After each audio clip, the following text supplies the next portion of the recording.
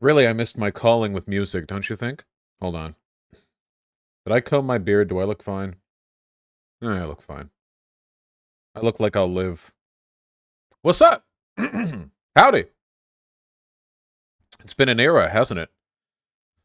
Oh, that was the beat. It was the Istanbul Constantinople. I was wondering where I was getting that from. The Istanbul is not Constantinople. That one. Yeah. What's up?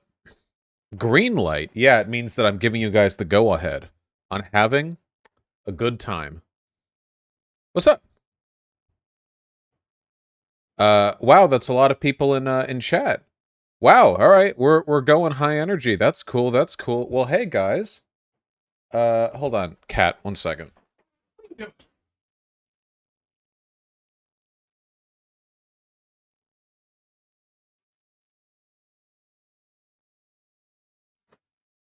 Never mind. It wasn't a cat. It was actually the wind.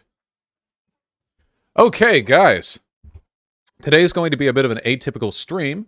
For a couple of reasons. First of all, I killed myself.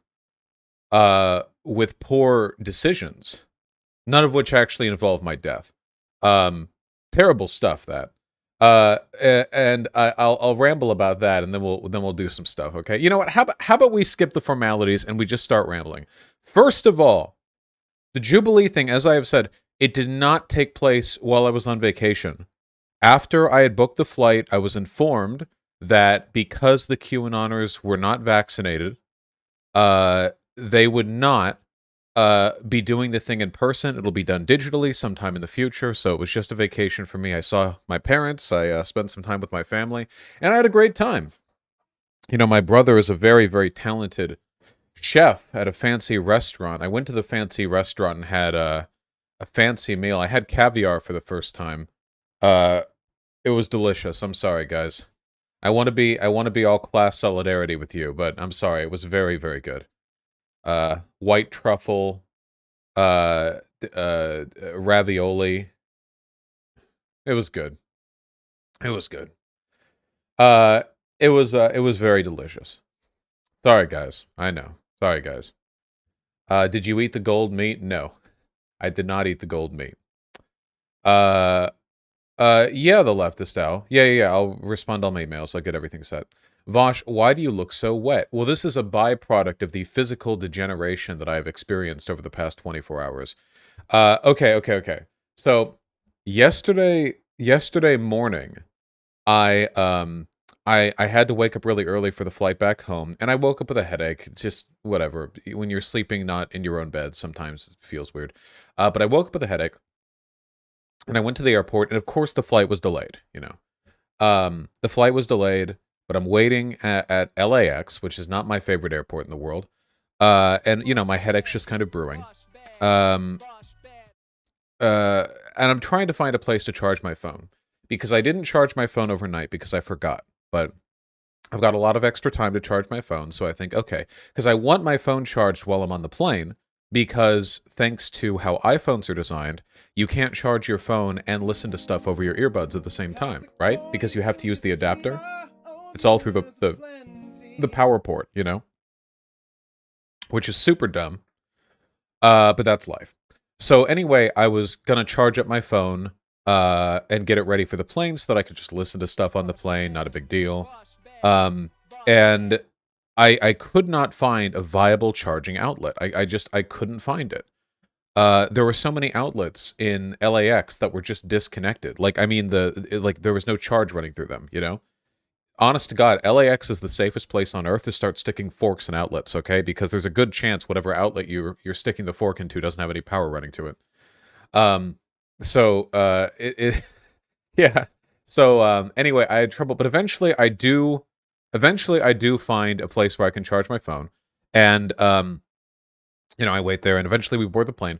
And while boarding the plane and getting my boarding pass out, my phone slips out of my pocket and it falls and it disconnects from the earbud adapter that was plugged into it, and it hit the ground. And have a very thick phone case, so it doesn't matter. My phone will never be damaged, but it did bend the little metal like dongle at the end of the adapter, which I don't realize until I get on the plane.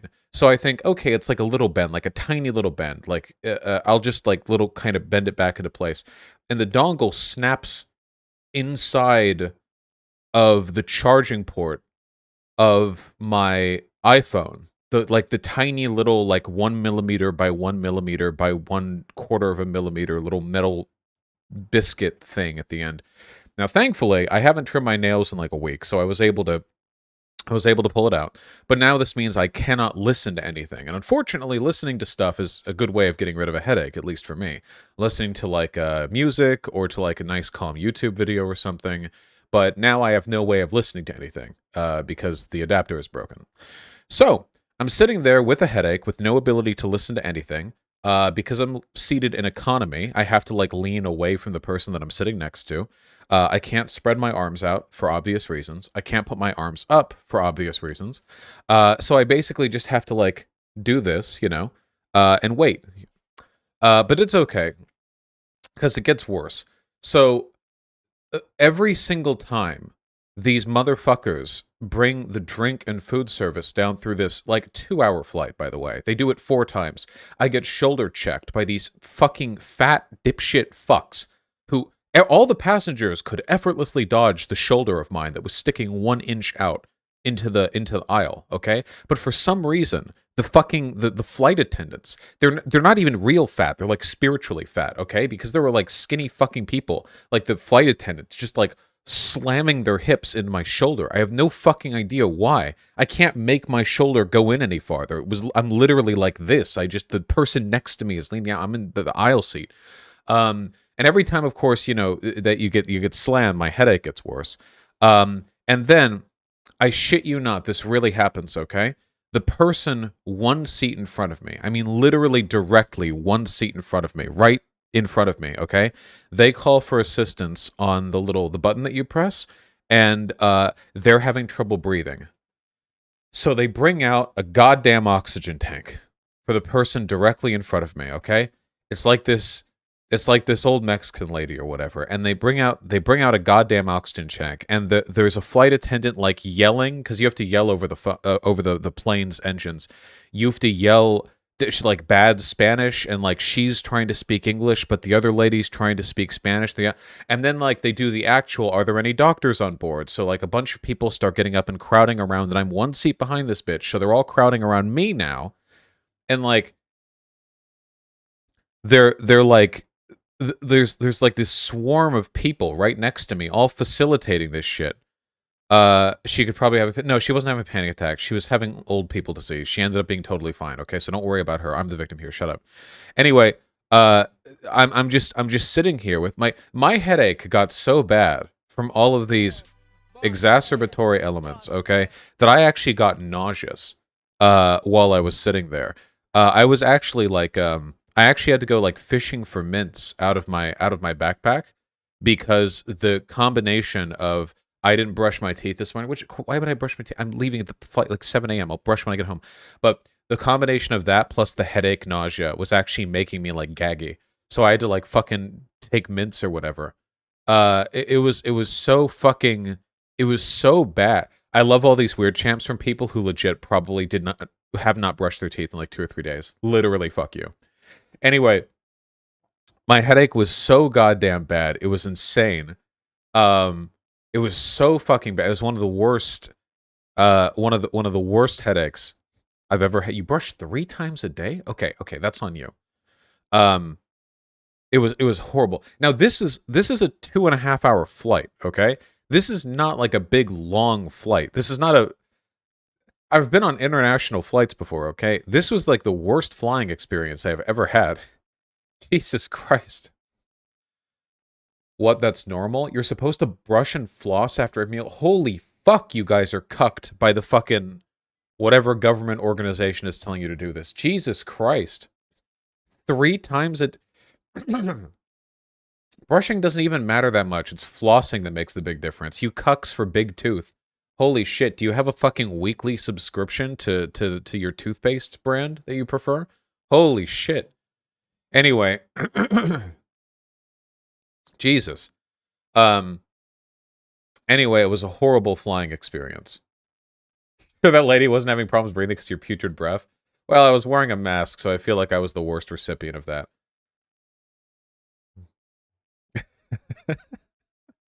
It was a horrible experience, man. I was reading Dune. When my eyes weren't being blurred by the tears of headache, you know? Um, which I'm enjoying a lot now that I think it's been contextualized by the movie. Anyway, that sucked. And then I got home and I ate like 4 pounds of nachos, basically. Which was also a bad move for a couple of reasons. It's rough out here, you know? It's really rough out here. Do you floss after shitting? What, do you get flex everywhere? Shut up.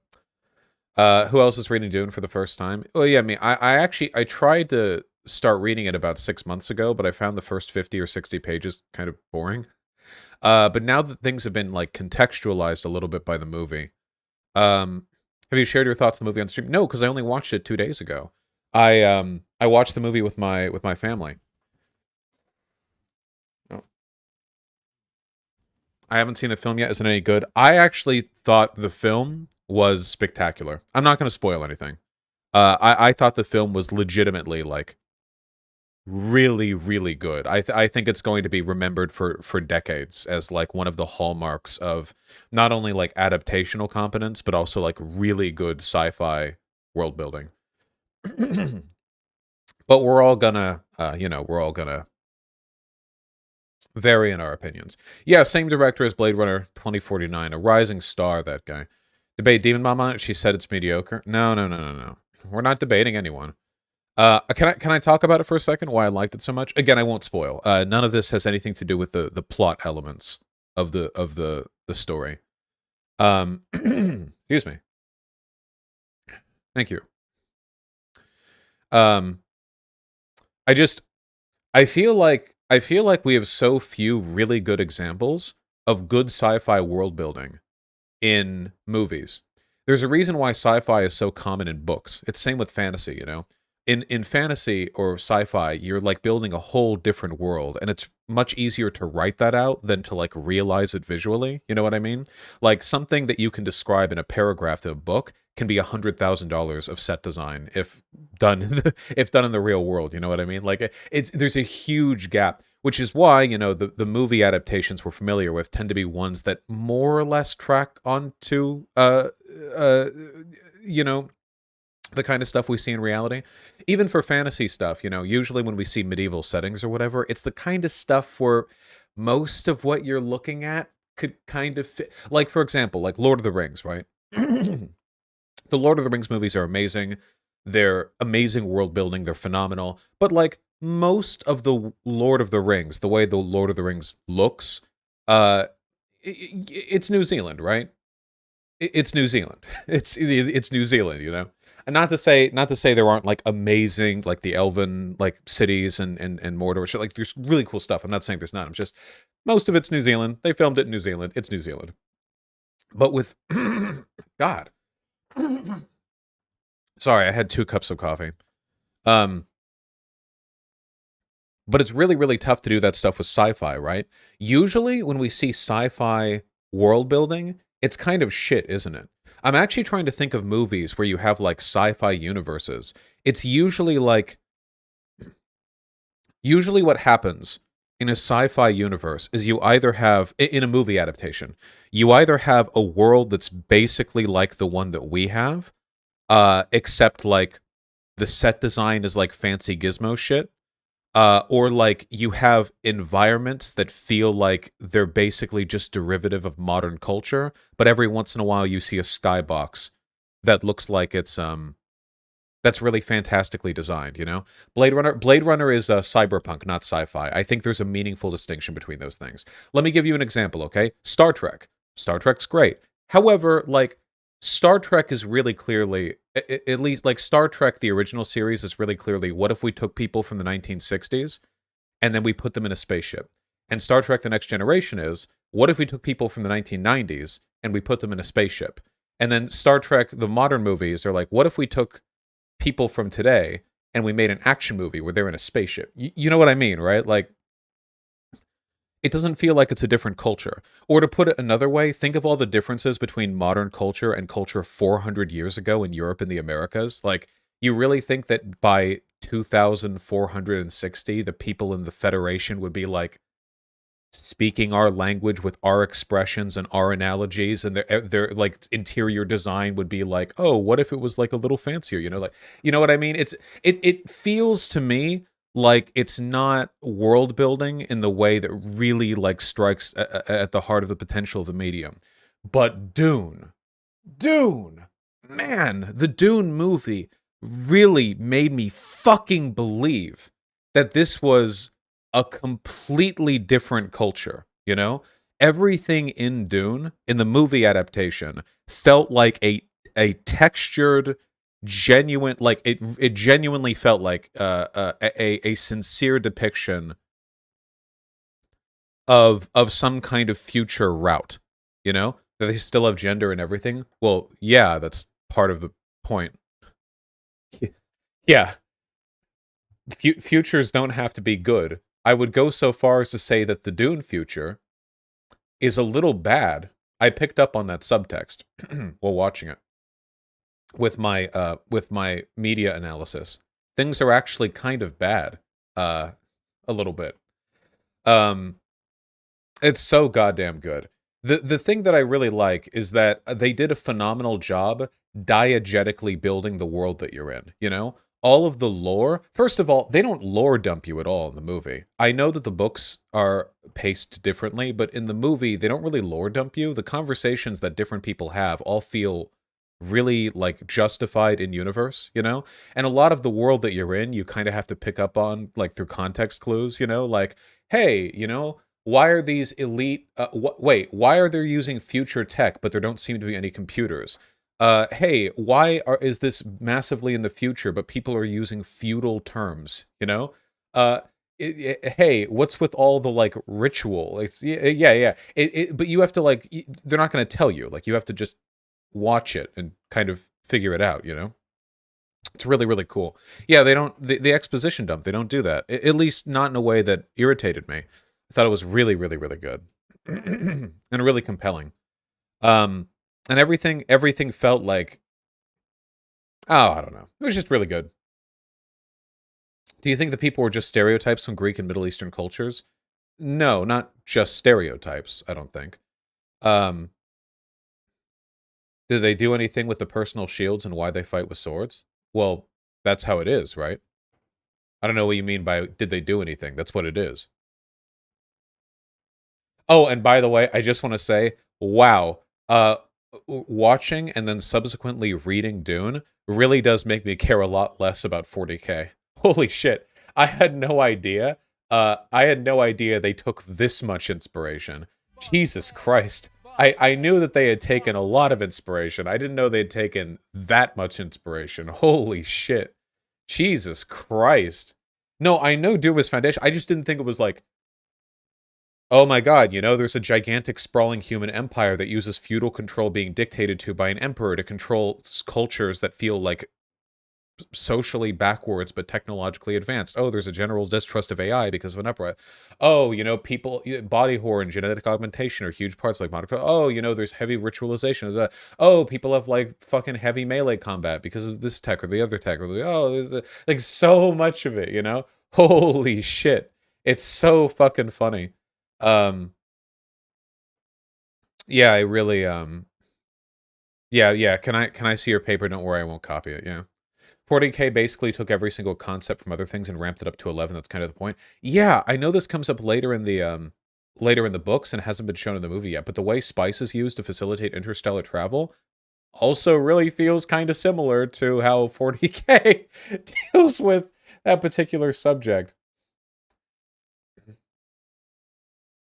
They use swords because it's cool. So guys, tell me if I'm wrong.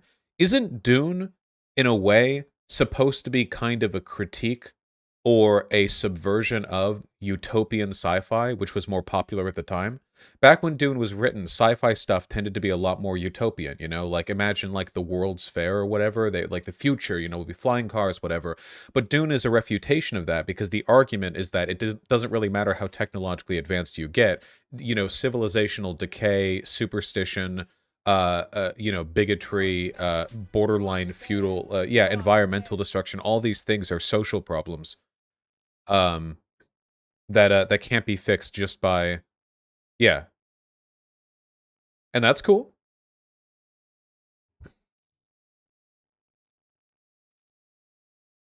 I think that's cool. I don't know. No, I know Stir Silver. They literally say that in the movie. White Savior movie number 99999. Do you think that's the direction it's going? Again, I'm not spoiling here, but having watched the movie and not made it past the movie's position in the books, I really don't get the feeling that it's gonna just be a white savior movie. I am exceedingly confident. I don't think they would have like those story beats and then it would be like, "Oh yeah, and then he saves them." That's not the feeling I'm getting.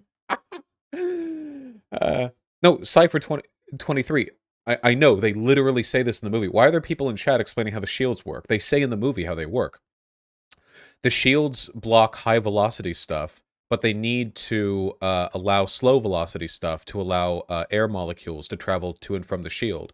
So for that reason, swords can get through because a sword stroke is slow enough that the shield won't block it. It's a way of protecting you from fast strikes and from bullets. Oh, no worries, Cypher. Just use slow bullets? They do.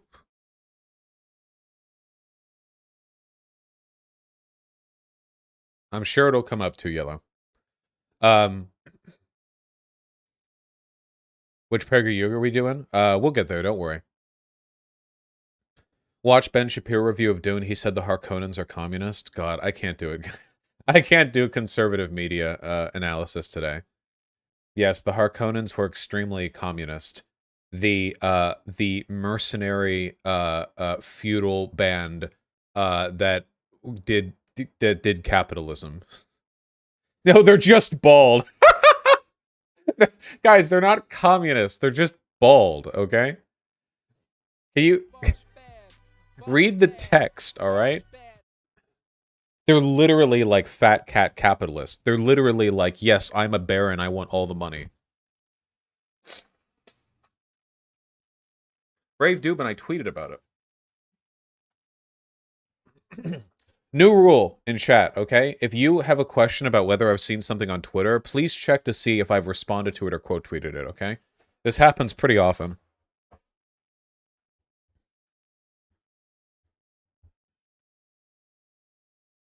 Anyway, for anybody who hasn't seen it, I would strongly recommend that you guys watch the movie because I thought it was really good and it was genuinely like I would watch it a second time, and I am not normally a person to watch a movie twice.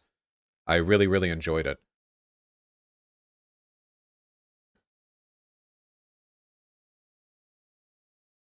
Vosh, have you seen this Vosh Twitter guy? It's pretty funny. I've heard rumors. It's on HBO Max for people who can't go to theaters. Yes, it's on HBO Max. I tried to read the first 40 pages. Maybe it'd be good to watch it first. I think that the directors did a really good job choosing how to adapt it. Uh, the book has a lot of dialogue that you could not bring into the movie. There's a lot of internal monologuing. There's a lot of long conversations one genuine critique that I would have of the movie though is holy shit. This is a general issue, but the audio balancing is really fucking bad. So much of the dialogue is spoken in whispers, and because Dune is full of highly technical and universe-specific terminology, that is not only like it's not like in sci-fi universes where the fantasy term is like the chaos crystal or whatever. Like, okay, I get those words, you know, but they're like, oh yeah, the Kishamo Wisame Dinanibida, and it's like, oh, what?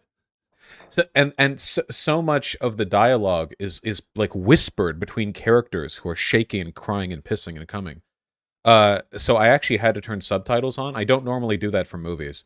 I don't like having subtitles on for movies because it usually draws my eyes down to the bottom of the screen, and it's such a beautiful movie that I don't want that. But you know what I mean, right?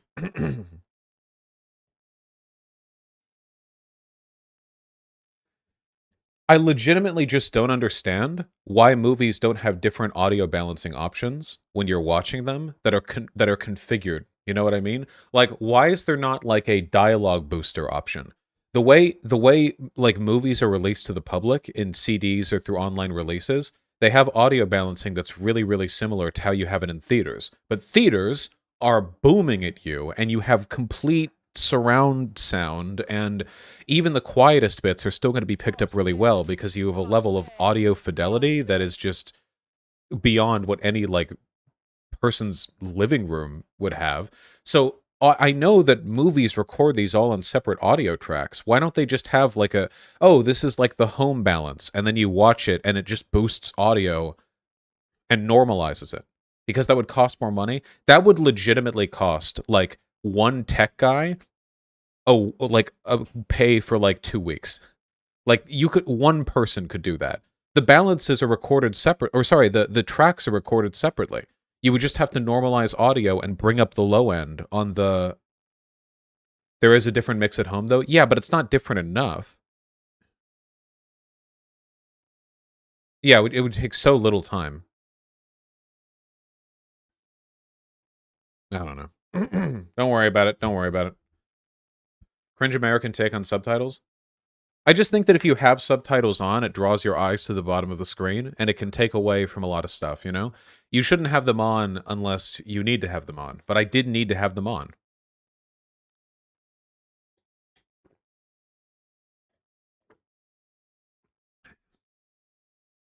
That's why I watch my anime with dubs. Shh, shh, shh, shh. Uh, the best part of the movie by far was the battle. Um, I don't know if I had a best part of the movie. I will say though that I really did like.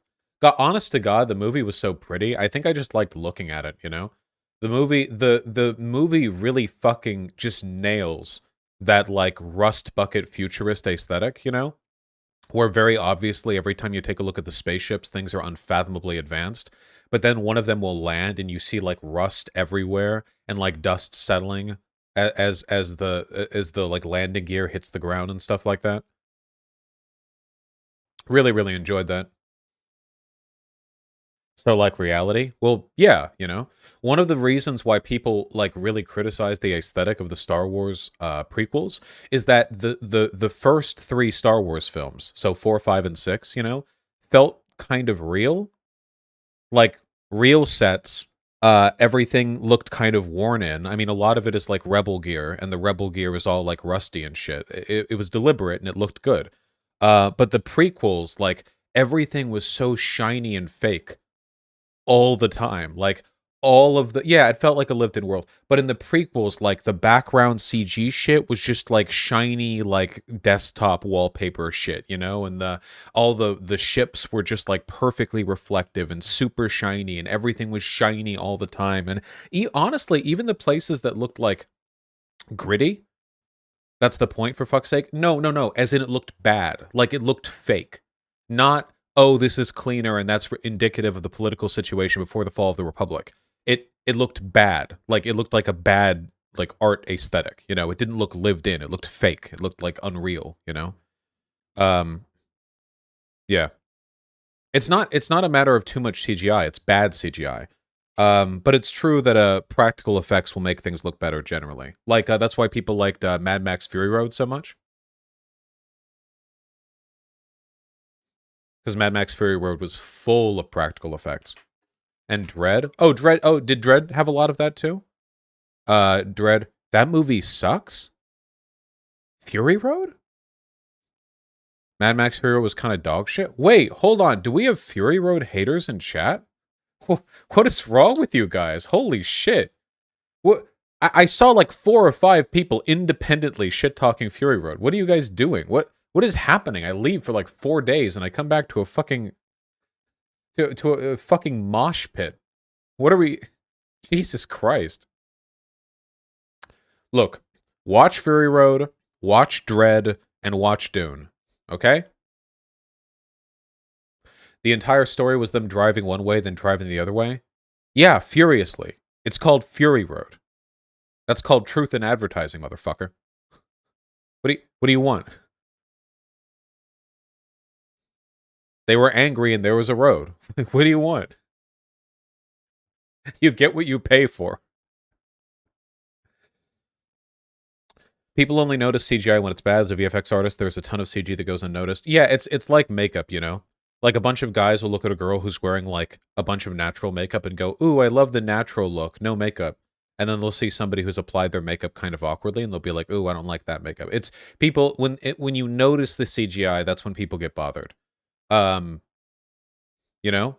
When you look at something and you're like imagining its 3D model or whatever, that's when people get irritated.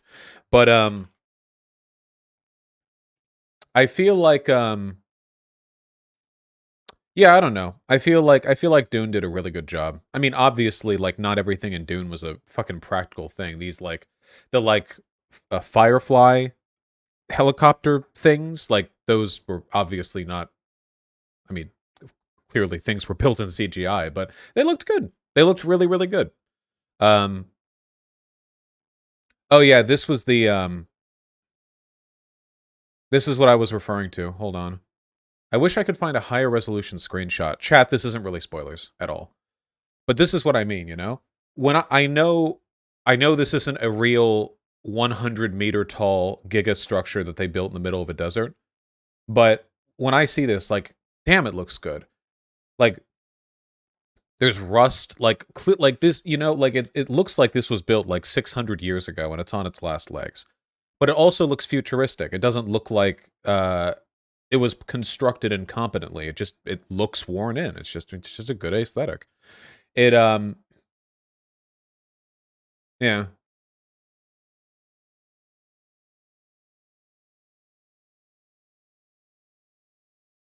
In my opinion, Vosh, are you serious? You need to get your glasses checked. It looks like eye cancer. What the fuck? Okay. Find a lower res picture. Sorry, this is the worst I could get. All right. Sorry, chat. We can't fix chat. I can't fix you guys. I can't fix you. I'm sorry. I love you guys. I hope you know that. How about we talk about PragerU? Huh?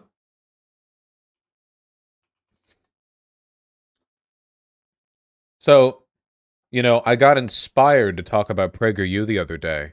I say that as though I don't have like 20 videos of me responding to them.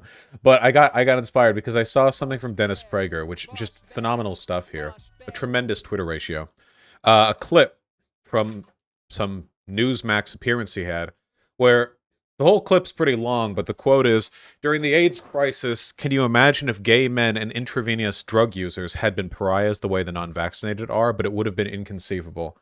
Now, how spectacular is that, huh?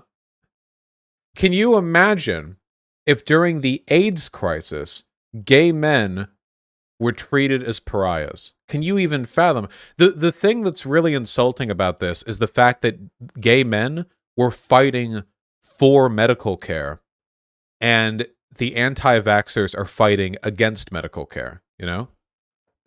Vosh, I think I'm retarded. What's a pariah? Like a social outcast. It's a bad thing to be. Dennis lived through this. How the fuck does he not remember this shit? Guys, Dennis lived through it, and he does remember it. He just thought it was funny when the gay people died of AIDS. That's it. Seriously, don't overthink it. He knows he's lying. He's perfectly aware of the fact that he's lying. He, at the time, probably thought, and maybe still does, that AIDS was God's punishment to gay people. In fact, hasn't he in the past said, yeah, I saw this. This is a quote. Even the natural sciences are increasingly subject to being rendered a means to a progressive end. There was the pseudo threat of heterosexual AIDS in America. Science manipulated in order to destigmatize AIDS as a primarily gay men's disease and increase funding of AIDS research. So he's actually saying the idea that AIDS is not a gay person's disease is a pseudoscience. Like, it's Dennis Prager, okay? He's not stupid. He just likes gay people dying. Anyway, with all that in mind, now that we're nice and inspired, should we be colorblind? From PragerU. I'm hoping this will be a good one. I believe it'll be a good one. There is little that reveals the moral confusion of the left as much as it's labeling the term colorblind racist. Here are just a few examples. The University of California publishes a list of terms and ideas it considers racist. The list includes the term colorblindness. I don't think they'll say you're racist for saying the word. I think they're saying the concept is racist. The way this is laid out kind of makes it sound like they treat the term colorblindness like a slur. Like if you say it out loud, they'll call you racist. Yeah. Psychology Today published an article by a psychology professor titled, "Colorblind Ideology is a Form of Racism." True. HuffPost published a piece titled, "How Colorblindness is Actually Racist." True. In which the author gives 3 examples. Hey, quick question, by the way. Do you think if Dennis Prager did a video on the suffering of Jews during the Holocaust, and somebody said, hey, you know, every population's had deaths targeted at them, why are you making it a Jewish thing? Do you think Dennis Prager would go, oh, you're right. That's a totally good idea. I will never talk about the Holocaust again. I will only ever talk about death in some kind of abstract capacity. Examples of statements whites make that are allegedly racist. I am colorblind. Mm-hmm. I see people, not color. We are all the same. The Disney company recommends that its white employees atone for their racism by challenging colorblind ideologies and rhetoric such as, I don't see color. Wait, how is that atoning? I like how the right is constantly playing this like race baiting victim card shit, like they're making white people atone. Well, they're just saying you should try to do this thing. Did they use the term atone in their press release? Did Sir Disney walk up to them and say, you're white, and as a product of your whiteness, you're gonna need to do this shit. Atone for your sins. Yeah, Mickey Mouse told me that, yeah. Literally white. Even the U.S. Army has gotten into the act. It sent an email to personnel saying that the word colorblind is evidence of white supremacy. See, okay, hold on. Again, the way they're phrasing this makes it sound as though the left is literally mad at the word colorblind rather than the concept of colorblindness. You know what I mean? Like, how is this quoted exactly? I doubt it said the term colorblind, right? Like it would be like the idea of colorblindness. I could give dozens of examples of the left's Orwellian definition of colorblind as race. The left military. So here's a question to conservatives, okay? Let's, first of all, how the fuck is this Orwellian? What does that even mean? Second of all, so here's an argument. I'm curious to hear conservatives' answer. If all of these institutions are making this point, what do you think their argument is? Like, what point do you think it is they're trying to make? Do you think there's a reason that all these disparate institutions seem to have arrived at the conclusion that colorblindness is kind of racist? Or do you think it's possible that it was all just like a coincidence, or it's a conspiracy? Maybe there's a reason, you know? Do you think Dennis Prager is going to engage with the actual reason at any point in this video? Or do you think he's just going to say it's because the left is actually pro-racism if it's racism against white people, so they're trying to make colorblindness sound like a bad thing because they want to be racist against white people? The real reason, of course, why colorblindness is racist is because it obfuscates problems that are aligned along racial lines. When you make yourself colorblind, you make yourself blind to problems aligned with color as well. Much in the same way that, imagine if a person was talking about anti-Semitism and you were like, dude, plenty of people have like spray paint on their buildings or like violence against them. Why are we? I don't see religion. I just see like violence. We need to stop violence. And then the response to that is, of course, well, Jewish people suffer a wildly disproportionate number of hate crimes in this country. It's a unique problem for Jewish people, and it needs to be addressed in relation to that problem. Likewise, black people with regards to a lot of like criminal justice system issues, or Hispanic people with a lot of issues related to the treatment of immigrants. There are many problems that you can only really fix if you're willing to acknowledge the groups they target. And that goes all the way around, by the way, because I would argue that suicidality, depression, and alienation are issues that affect largely white men. And when people in my chat are like, dude, this happens to everyone, I get mad at them too, because I think it's important to look at these problems in relation to that group. And I consider it invalidating if a person is like, well, dude, everyone experiences depression. It's not just a white guy thing. I know everyone does, but there's clearly an aligned issue here. Yes, a brave statement from Vaush. White men matter too. Thank you. Hold the presses. Racist. Why Orwellian? Oh, because becoming colorblind is precisely what people opposed to racism should aspire to. That's why Martin Luther King's most famous quote. Oh my God, it's the one quote. It's the one quote.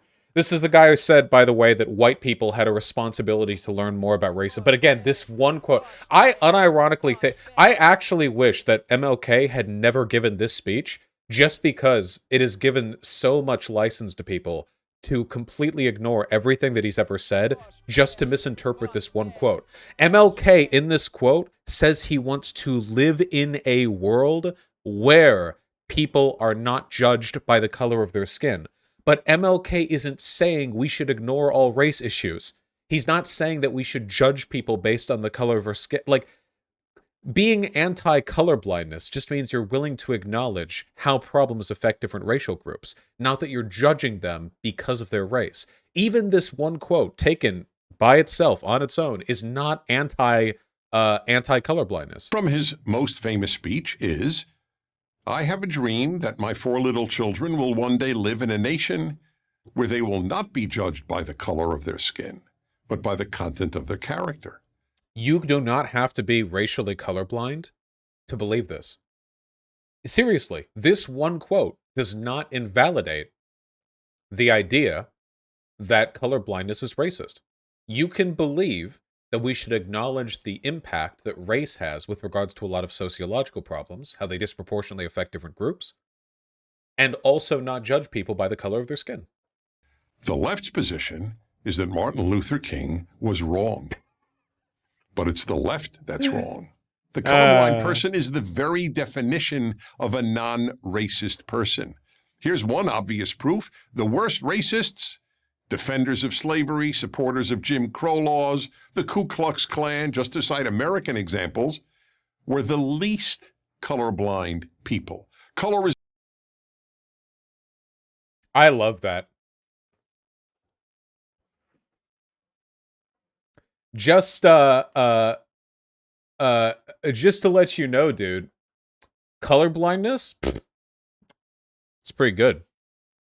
You know who wasn't colorblind? Hitler.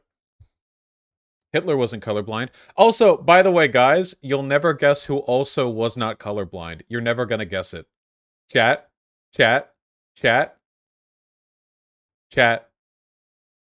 Abolitionists. Abolitionists, you can go read what they wrote, actually did in fact distinguish issues aligned with race quite often. But keep in mind, at no point in this video has or will Dennis Prager explain why the left is opposed to colorblindness. In reality, of course. What he's going to say is that the left is in favor of judging people based on their race, as opposed to what they really are, which is in favor of acknowledging how issues can affect different racial groups differently. is the one thing they and all racists see. Precisely because they define people by their color, they justified subjugation of blacks. Colorblind means one. But it's not about defining people by their color. Colorblindness means that you refuse to acknowledge race as a So here's another one. The drug war was colorblind, right? The drug war, nothing in the language of the drug war explicitly targets minority groups. But when you talk to officials responsible for its development and implementation, it becomes very clear that the drug war was conceptualized as a way of targeting minority groups without explicitly acknowledging their race. So a colorblind person would look at the drug war and say, well, there's no racism here. It doesn't explicitly call anything out racially. But a non-colorblind person would have the wisdom, the sigma male energy, to look at that disparity and say, hey, the language is colorblind, but the outcome is not. The outcome is disparate, and we have to acknowledge that to fix it. Gerrymandering, same thing. Redlining, nowadays, same thing. A ton of laws in this country disproportionately affect different groups, and conservatives know this! You know how I know it? Because conservatives are constantly bitching that men are discriminated against in academia. That young boys in elementary school are too energetic, or they're treated like poorly because they're being punished for their boys will be boys Zoomer energy. So clearly, conservatives are very, very comfortable pointing out disproportionate bias when it suits them. But because the conservative mindset relies on the assumption that no racism exists except racism against white people, they have to pretend to be colorblind. In reality, of course, they're not colorblind. The people who enact colorblind laws are often quite racially biased themselves. Colorblindness is just the dishonest vehicle through which they push racial bias. They have been doing this for literally over a century. They did it back with the poll tax. In the Jim Crow era, they did it with literacy tests. They did it with the grandfather clause. All of these laws that were very clearly designed to keep black people from voting never mentioned black people. Voter ID laws today are very, very often aligned in and written in ways that will disproportionately target certain groups, but it doesn't say that explicitly. Colorblindness isn't a real ideology. It's a pretense for racial bias.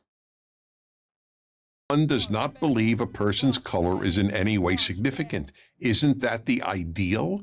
Shouldn't we define a person by their heart, mind, personality, and as Martin Luther King said, above all, character? Nobody has argued against this. Nobody. He hasn't even presented an example of a leftist disagreeing with this. Does anyone look into a mirror and see color?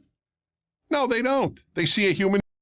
Well, technically, that's the only thing we really see.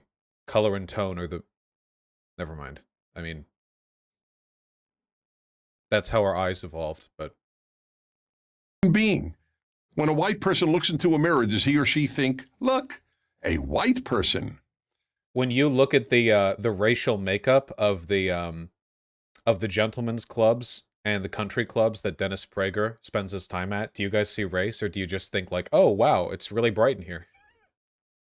When a black person looks into a mirror, does he or she think, look, a black person? Of course not. When we look at ourselves, we see John, or Jessica, or Tamika. So all of these are arguments against strawmen. First of all, plenty of people look in the mirror and think about their race, especially non-white people. White people have the privilege of never really being accosted that much for their race, but if you're non-white, I'm pretty sure that like daily experiences make you fairly conscious of the way in which your race affects people's treatment of you. Obviously, that varies person by person. It's not going to be like every time you look at yourself in a mirror, you're going to go black. But it is definitely something that influences your your self-perception. But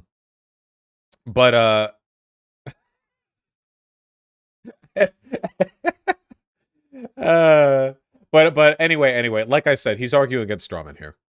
Or Jose. We see ourselves, not color.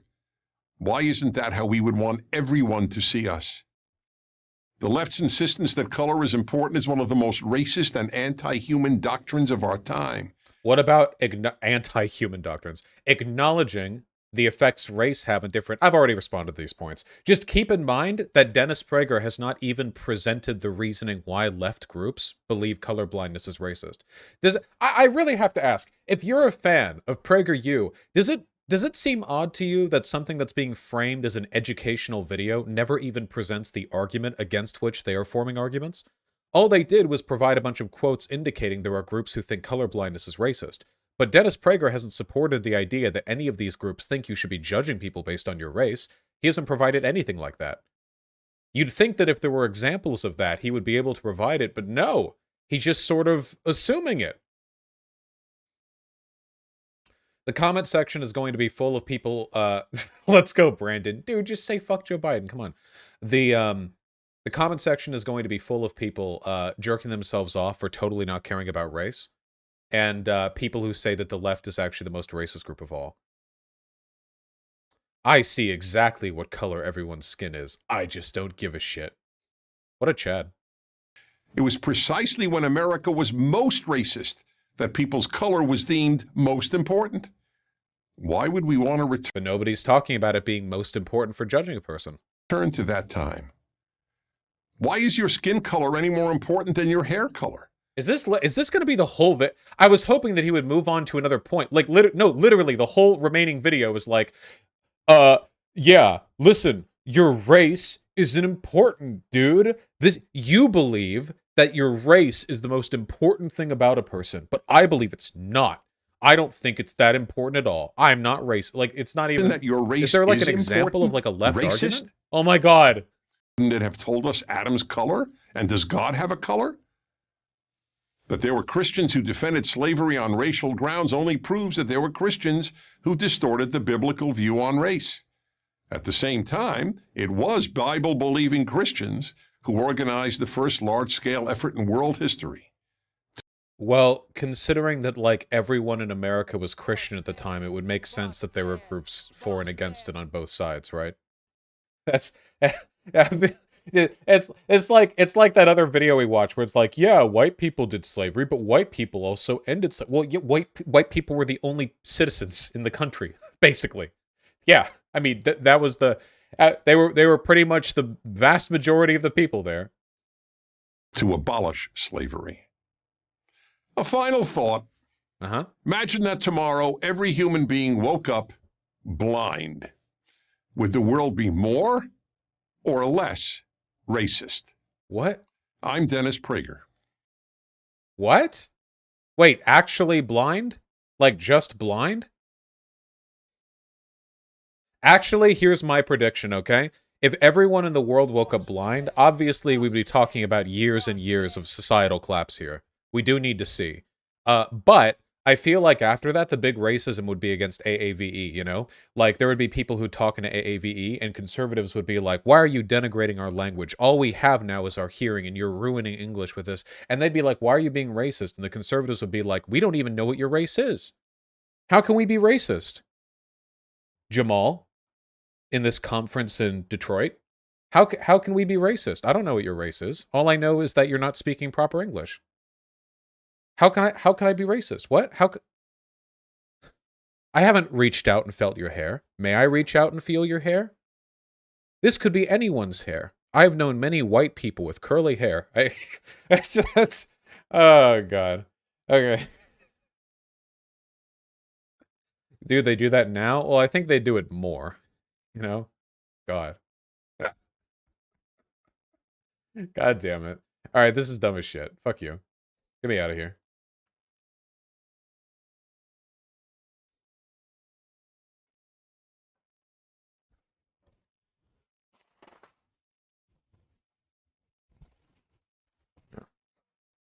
Dennis already did this exact same script in the 90s. It was made by the South Park guys. What is this? For Goodness Sake 2? Trey Parker, Dennis Prager short? This is the 1996 short film For Goodness Sake 2, directed by Trey Parker. Wait, Dennis Prager was in a short directed by Trey Parker? Okay. I might have to put this one in the vault for a little while. This one might have to be in the vault. It's probably also copyrighted. Trey is a libertarian. Yeah, there's a reason I don't like South Park. Trey Parker is a huge libertarian. Yeah, I know. Haven't the South Park guys like trended even harder towards like reactionary shit in the past couple of years? Pope J. Francis, Hassan streams on Twitch. I stream on YouTube too. I've heard some people say that. I don't really watch South Park, but I don't know. I genuinely do think that South Park is responsible for like a collective sort of stupidification of American political discourse in an almost like idiocracy, to a virtually dystopian extent. The prioritization of apathy over everything, the idea that anyone who cares like substantially about an issue is like wrong and also a loser, and that also like any kind of bigotry is okay as long as it's done for shock value. A lot of the shit isn't really like, guys. I have seen some South Park episodes. When you take away the shock value, aren't a lot of their episodes just like the bigotry? Like they're kind of cringe, honestly. Like a lot of their stuff with like race or trans, whatever. Not perfectly. Again, I'm not saying that all their shit's a miss or whatever, because I know they have bangers and I've seen funny episodes. It's not like all bad. Whatever. I'm just saying that like a lot of the I think they get a lot of a free ride because they do the thing that some people will do where you're so bigoted that people will assume it's ironic and kind of excuse you. Like if they were less bigoted, it would actually be more bigoted. Like it would be considered more bigoted. You know what I mean? It's called crossing the line twice. Yeah, yeah, yeah. Which can be done well, but I mean, I don't know. Yeah, the satire meme. Funny rhetorician. I tweeted about it. A lot of people gave them a pass because they shout on Trump so hard.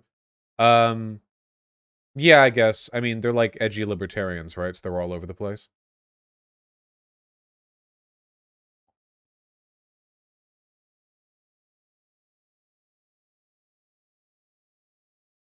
I feel like they were good, got worse, then picked back up recently. I don't know. Yeah, Vosh, I don't know why you hate South Park. Well, I don't hate South Park. It's just every time I watch South Park, I fucking cringe, you know? Because, like, outside of the bubble of people who are truly genuinely impressed and will clap like seals if you show them shock comedy, a lot of the like attempts at it's so it's how do I put this, okay? It's not that South Park isn't funny. It's that when you watch South Park, there's very obviously an ideological bent that goes into it, as is the case with almost anything. And so often I feel like that ideological bent is at like an 8th grade level of understanding. Does that make any sense? I feel like if you strip away all of the shock value and all the like sort of comedic fluff, and you get at the actual like degree of attention and nuance an issue is being treated with, I feel like so often I am looking at people who have like Dunning-Kruger effect to the max, you know, where they think they're philosophy kings, like tearing apart an issue through satire, when in reality it's kind of like a half-baked understanding of something, and admittedly a pretty good, you know, like comedic retinue to back it up. That's just a feeling I've got from some of their episodes, but I haven't seen anything from them in like 4 years. So again, it's just an impression that I have. Can you name some bad politics South Park has done? I mean, I've probably seen maybe like a dozen episodes in my whole life, but I usually watch the ones that people pointed me to. I mean, the ones with climate change are probably the ones that have aged the worst. Are there ones that have aged worse than the climate change ones? Yeah, their trans stuff too has been pretty like pretty objectively bad.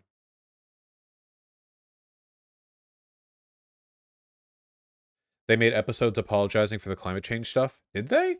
Didn't they make an episode where they were like, "Oh, the man bear pig exists, but there's nothing we can do about it anyway"? Isn't that like the worst thing you could do? Denying climate change. By the way, denying climate change in the 2000s? What the fuck are you thinking? Or yeah. No, they were making fun of the people who said that? Were they? Did they do it or did they make fun of the people doing it? if it's ambiguous, is it really an apology? I don't know. I don't. Again, I don't. Again, like I'm just literally sharing like uh my general opinion of some really you know, something that I'm not super fully aware of. Just watch South Park can be good sometimes. Why? I just know they 100% regretted the anti-climate change stuff. I just vaguely remember the episode. I don't know.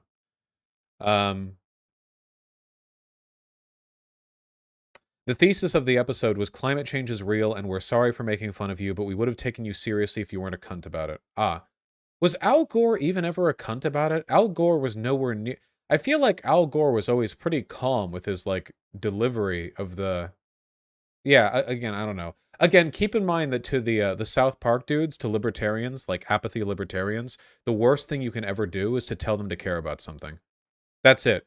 Like 90% of their episodes boil down to an issue is taking place, and one group cares very much about one side of the issue, and then the other group cares very much about the other side of the issue. And the real answer is that they're both dumb, and that apathetic cynicism is the only real answer to these issues. That's a good chunk of their episode. That's a big chunk. A big glut.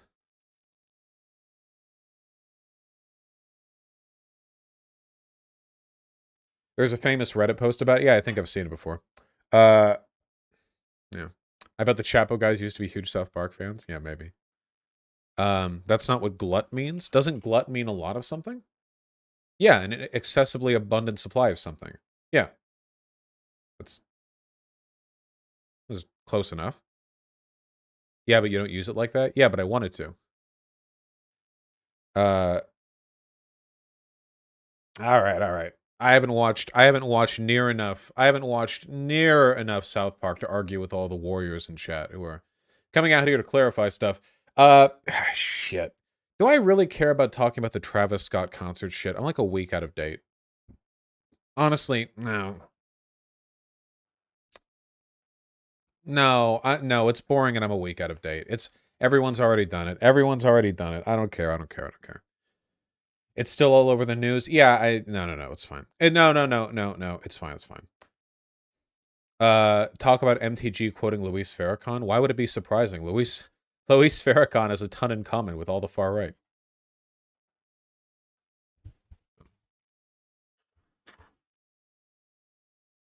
The Better Discourse panel was a banger. I'm happy to hear that. Demon Mama did a great job debunking that shoe video. Not the anti-pedophile shoe video, right? Demon Mama isn't debunking. Yes, that video? Wait, what was there to debunk?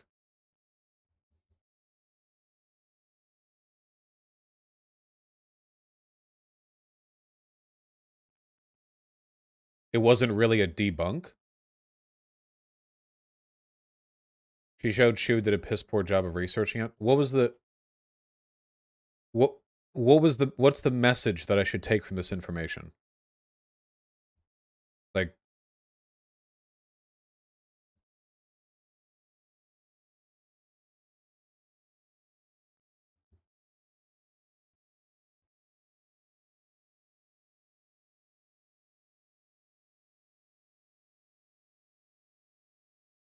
honestly, nothing at all.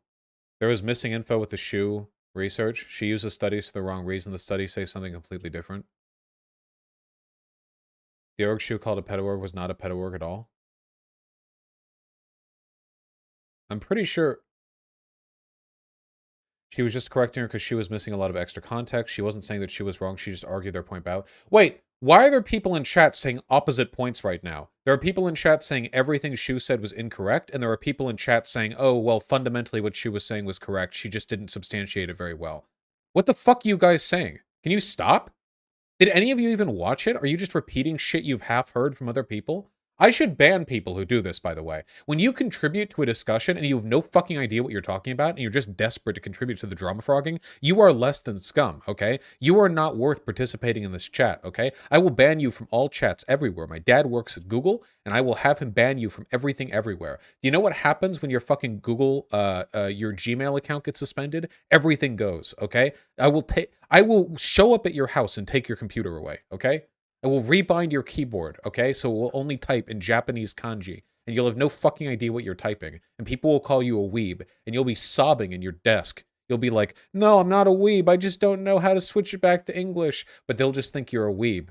And then they'll post anime memes at you, thinking that you'll agree with them, but you won't, because you're not a weeb. You've only ever seen Cowboy Bebop. You're really more of a fan of American Westerns. You don't even watch that much animated shit. You're so angry, and eventually you take your own life. In Roblox.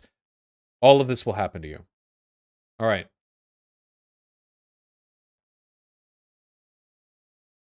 You can still type English with a Japanese keyboard. Not after I'm done with it. Yeah, you only watched Cowboy Bebop because you thought it was a Western. Dude, cover the CRT debate Jangles had with James Lindsay and AJW. James was so cringe. Wait. James Lindsay being cringe? The dual-wielding sword master who types in riddles on Twitter? Wild. What are we doing now? Arguing with Chad, apparently. Okay, I don't care about the Travis Scott thing. What was the other thing that I had in the title? Hold on.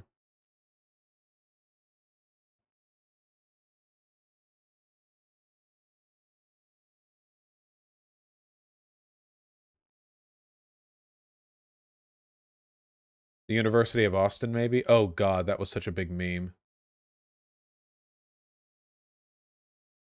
What was the,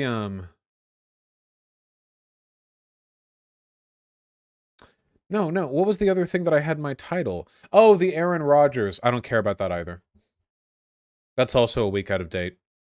It's literally like, if you get on that stuff, it has to be same day, or like day after. That's already a week out of date. That's actually maybe more than a week?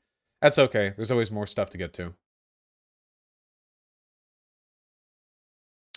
Somebody linked me this from Senator Josh Hawley. What are we doing today?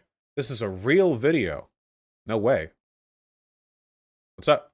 Senator, you gave a pretty hot speech at the National Conservatism Conference in Orlando. You talked about the left's attack on men of America. Yeah. Why? Oh, that's right. He went up there on stage and he talked about how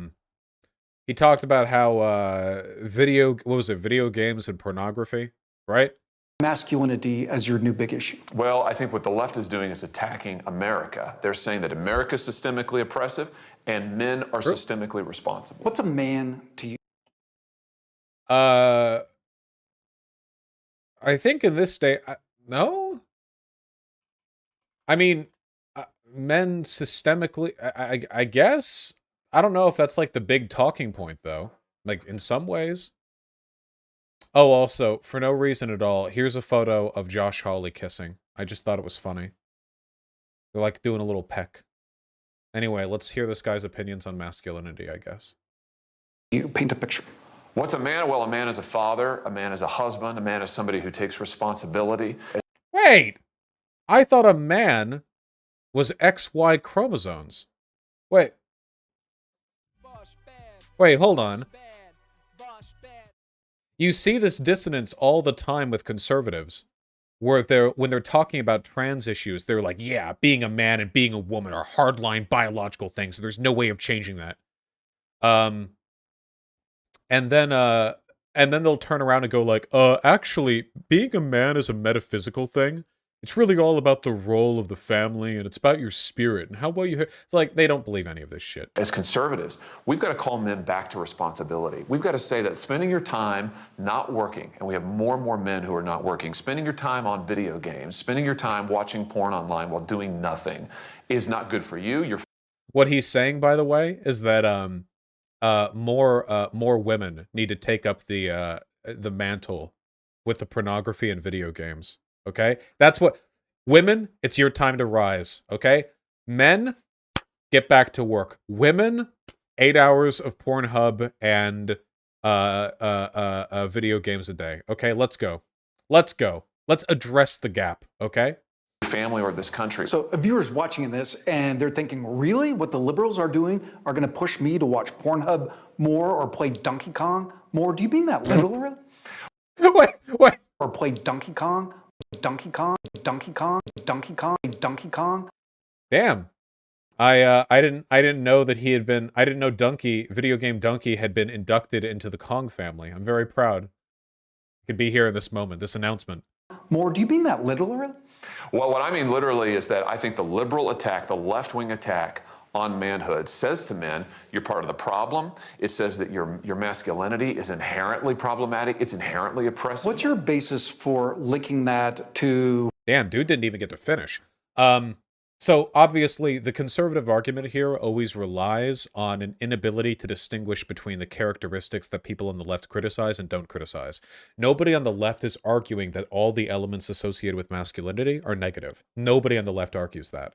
There are plenty of things like strength, confidence, charisma that are associated with masculinity that the left considers generally to be valuable characteristics, only that they should be considered ubiquitously valuable, and that there are some characteristics that are also negative, that are associated with manhood, like being super angry or super prideful. It's actually funny because conservative Christians should agree with this. Do conservative Christians not preach against sin? Pride and wrath are sins that are generally, and lust, generally associated with men, aren't they? Historically, contemporarily, culturally, those are sins generally considered to be more masculine. At least they tend to be pinned on men more often. So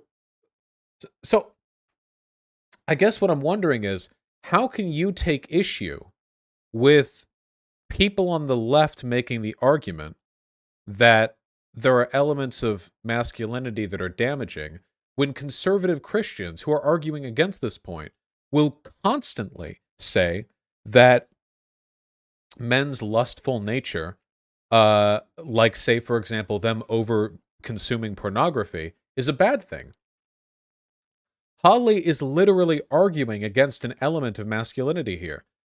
Playing a bunch of video games and watching a bunch of pornography are masculine-coded things. Like, in this own interview, he is doing the thing he's accusing lefties of doing. But it's all a rhetorical game, right? As long as he never says it's like an element of masculinity he's trying to change. Well, I guess, honestly, he's doing that too. I don't know, just whatever. These are always so self-defeating. What liberals or the left, as you would say, do? Is that based on data or based on a hunch? Well, it's policy over many years. I mean, if you look at the policy Foreign of policy? deindustrialization, those are policy choices Mike pursued over many years. I've looked Wait, how does that connect to porn? Oh, well, you've got men, 16 million men, Mike, who are idle, who don't have anything to do. Now, partly that's their own responsibility, but What is that? What does that have to do with the industrialization? What? What? also partly it's because jobs have dried up in many cities across America and rural areas too. I think you put together lack of jobs, you put together fatherlessness, you put together the social messages that we teach our kids in school. I think we've got to confront that and its effects. But wait, what does that have to do with? What does that have to do with the industrialization? What is he talking about? What is the unemployment rate right now? The unemployment rate went up because of Trump's handling of COVID. The unemployment rate in the United States is what, like around 5% right now? Considering the recovery from COVID, that seems kind of expect. Like, what are we talking about? He said deindustrialization? As in, like, us moving the factory jobs out of... Okay, so I'm going to pose an alternative explanation, okay? It's actually impossible to extrapolate any relationship between the kind of economy we have now and pornography and video games, because back when the Rust Belt was the industrial center of America, we didn't have the internet and we didn't have video games.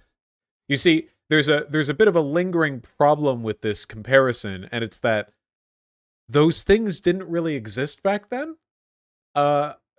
Pornography back then was buying, like, for a nickel, like buying a little magazine from a porn shop, and the magazine had like a hairy bush somewhere in it, okay? It was dirty magazines. It was nudies, okay? It was like a Hustlers or Playboy or something, okay? Now, Modern pornography is a whole other beast, okay? A whole new world, okay? It's a whole blooming industry. Video games didn't exist back then. I don't know if you can make any fair comparisons, okay? We had porn theaters, cinema porn peaked in the 70s, and I never got that. Is it true, by the way? You can't jerk off in those theaters, can you? That's indecent exposure. Didn't Pee Wee Herman get in trouble for jerking off in those theaters? Yeah. Why would you ever go and watch a porn movie? What the fuck is the point? At least with like strip clubs, there's the appeal of it being like a real person next to you. And even that I don't really get, but why would you just sit there? Yeah, you just sit there quietly with an erection for 90 minutes surrounded by other guys quietly sitting there with erections. I don't get it. I'm sorry. I don't get it. I don't get it. Are you saying you don't watch porn for the plot? I am. Look, okay, I'll say this much, okay? Porn should have a plot. Context makes sex much hotter, okay? Unironically. How have we let our standards stoop so low? I'm not saying that every single porn video has to have like perfect acting and a 20-minute lead up or whatever. I'm just saying even like a baseline bit of effort, 2 or 3 minutes of moderately well acted setup for any premise will infinitely improve. Like get me in the goddamn scenario, okay? If it's like work, you're in the workplace, and by workplace, of course, what you mean is there's one office room with a desk, and they rented that out for the scene, you know? Don't and a guy is sitting there, you know, in the chair, and the busty secretary comes in, big badonkin titties, okay? Why not? Why not? Okay, hold on. Now this is just my opinion, okay? Why not treat me like a human with an IQ above 50, okay? Add some audio of there being office noises that increase in volume when the door opens and closes. You know, make me believe that we're in an office building. Maybe she's not wearing a t-shirt that has 16 buttons undone. Maybe she's wearing normal, and have a little bit of a conversation. Can we just have a goddamn conversation? What is the point of a premise if you're not going to commit to it? Because so often it's like, hi, I'm the new secretary. Oops! And she slips and her tits slam into and the concussive force of it breaks the desk, revealing the erection he already had. Like, give me a minute, okay? Present to me, you can write, okay? Come on. Come on. Yeah, I don't even believe you two are step siblings. Come on. Start your own story-based porn company. I've talked about this before, okay, but I think that you can do so much more with a bit of context. All right, weren't we talking about Josh Hawley? Leave this in the segment, okay? You can do so much more with a little bit of context, okay? It doesn't need to be like some tremendously well acted or none of this shit, okay? We're just talking about the surrounding. Okay, I mean, okay, we can marry the best of both worlds, okay? We're talking about traditionally masculine and traditionally feminine pornography. Traditionally feminine pornography is like the books that they read, you know, the smutty books that all have like the girl in like the wet t-shirt hugging the werewolf on the cover, and there's like a blood moon behind them or something. Like that's all the, you know, 50 Shades of Grey tier shit or whatever. You know, he's wearing like 16 belts and you know.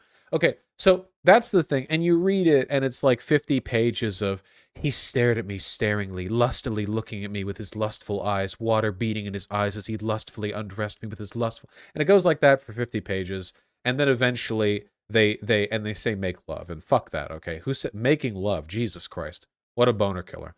But, okay, you have that, and then you have the traditionally masculine pornography, which is the Brazzers, Bang Bros, you know, like a guy, like an Eastern European dude is driving a bus, and the bus is empty, and he stops, and a girl with like Triple H tits walks on, and she's like, I don't have enough for the fare, and the guy pulls out like a 12-inch cock and just fucking fucks her right there, and there's like 30 seconds of lead-in. But you can unite the genius of these two mediums, these two formats, okay? And all you need is a little bit of context thrown in there from the beginning.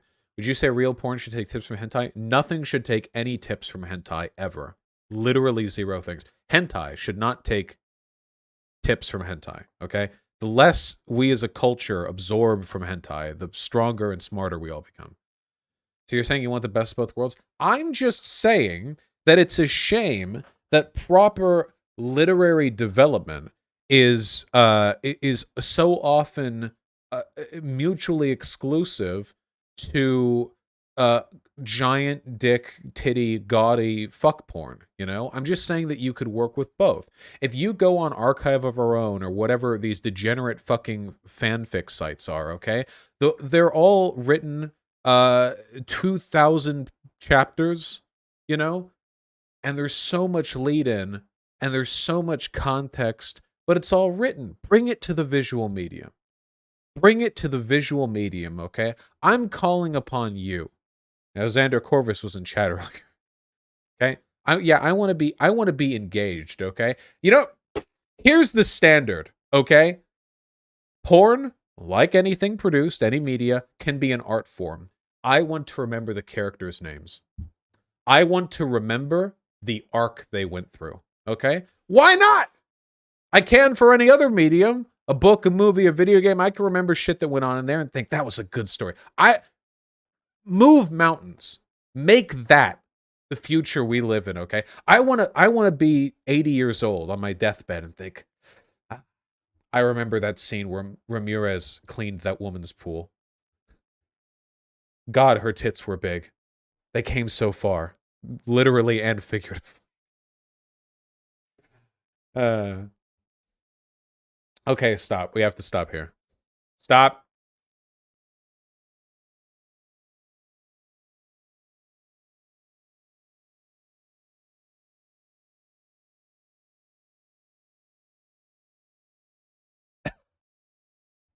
Okay, let me read these donos and then we'll continue. We'll take a look at that goddamn Representative Paul Gosar thing. Do people actually watch porn without skipping around? I think everyone skips around, but that's because there's nothing there, right? Like porn is super, like there are porn videos where it's like 20 minutes of like the same pose and people are thrusting. I guess I just don't understand why you would watch 20 minutes of that. You wouldn't watch any other kind of media that had 20 minutes of near identical repetitive, you know what I mean? Like, of course you wouldn't. That'd be ridiculous. Like imagine a movie where there's a sword fight and the sword fight consists of the same 3 riposts, and that scene continues for 20 minutes in the exact same room, with the same motion, with no changes to the dialogue or audio mixing. It just keeps happening over and over. I'd watch this, TBH. I know you would. You guys would watch the meme of the like cover-based shooter where like one person pops out and fires at the other person's chest-high wall, and then they go back down. The other person pops out and fires at the other person's chest-high wall, and they go back and forth for 20 minutes.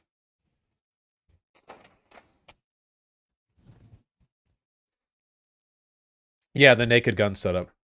How fitting. All right, hold on. In on 4-1, thanks to the very kind $5. I could do a media stream on Twitch sometime. Kalik Tessian Progressive Asith, thank you for the $5 both. Really appreciate that. Not at all, Kalik. FNL 47, thanks to the tier 1 sub. Brunch Corpse, thanks to the tier 2 sub. Progressive Ace, thank you for the tier 1 sub. Really appreciate that. Anansi, excuse me, 1701, thanks for the $5. The original author, Frank Herbert, said the overall lesson was beware of charismatic leaders and cultural indoctrination, a la Benefit Gesserit. Yes, it's, from what I get the feeling it's going to be a pretty based story. Open Sorcerer and the Sarcastic Banana, thanks to the tier 1 subs, really appreciate that. Joel G, please come, thanks to 543. All conservatism essentially relies on fear of the outsider. Flips and Joel G, please come, thank you for the tier 1 subs both, really, really appreciate that. Probably Flips. 74 Quinn, thanks to $2. My first Vosh stream. It's nice to meet you. I'm from Actual Jake and Hunter Reloaded channels. Nice. I like them. And I like you. I hope you're enjoying your time here. Thank you. Rave Dubin, thanks the tier 1 sub. I have not seen Sean's video yet. Old Man Shay, thanks the tier 3 sub. Really appreciate that. Topiary12, thank you for the insanely kind $50 donation. I really, really appreciate that. Jesus. Got a new job in my dream field recently and wanted to share the love. Love your stuff. And I love your dream field, unless it's immoral or illegal, but the bad kind of illegal. If it's the cool kind of illegal, like you are an eco-terrorist to save dolphins out in the Pacific, that would be really cool. Like if you had like a little speedboat, you were like saving dolphins and stuff. So I guess just if what you do is immoral, I don't love it. That would be really cool though. Darth Failure, thank you for the very kind tier 3 sub. M68 Ken, thanks the 5. My friend An's kitty cat is having some serious medical issues, might be cancer, we don't know yet. Can you please offer some words of encouragement? I hope they get better. And I know chat feels the same way. We are all rooting for them. I don't know how much that means medically, but we are all rooting for them all the same. Full Metal Socialist, thanks the tier 4 sub. Have you read the Kyoshi novels? It really takes the world building of Avatar to another level. No, I haven't, but I probably should. I will say Dune is probably the best. Dune is the most dense and well-realized world building I've seen since Avatar, I think, since The Last Airbender. So it might be nice to read those and contextualize it. Guys, if you start using soy to depict anything, like any enthusiasm for anything at all, I'm going to have to take that emote away from you. You guys were responsible at it for a while. The emote specifically refers to, it's okay when you talk about 40K with it, okay? That's fine, but like everything? Dude, I like something, soy. Yeah. Soy.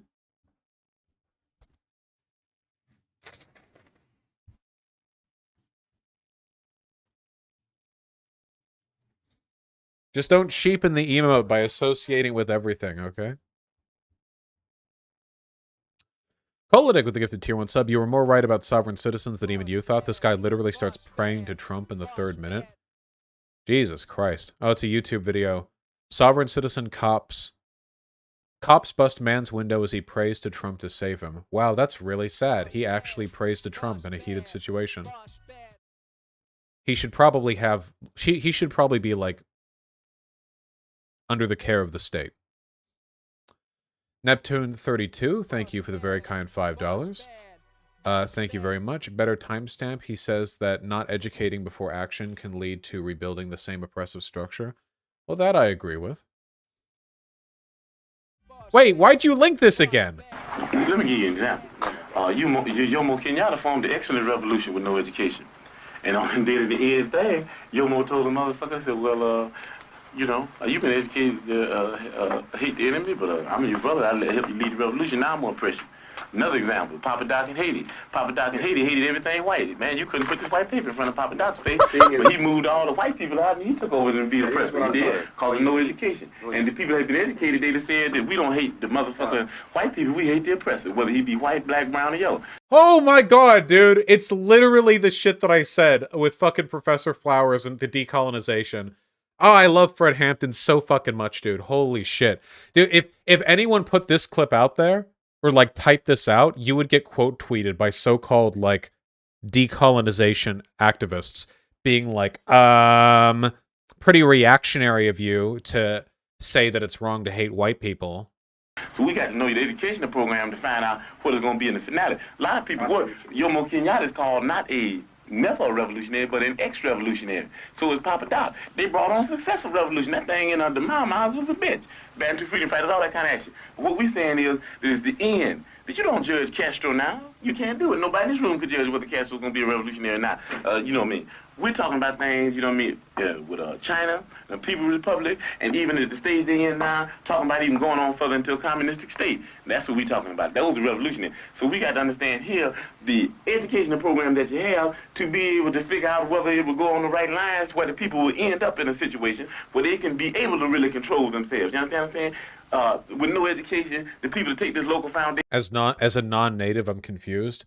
Fred Hampton does speak pretty quick. Hey, also, I think he's talking faster here because he's not giving, like, a big speech. He's just kind of, like, talking, you know? Hey, have you talked about the Kyle Rittenhouse trial? Yeah, I'd say it's more likely than not that he is exonerated for the self-defense thing, or I mean, the self-defense claim will be yeah.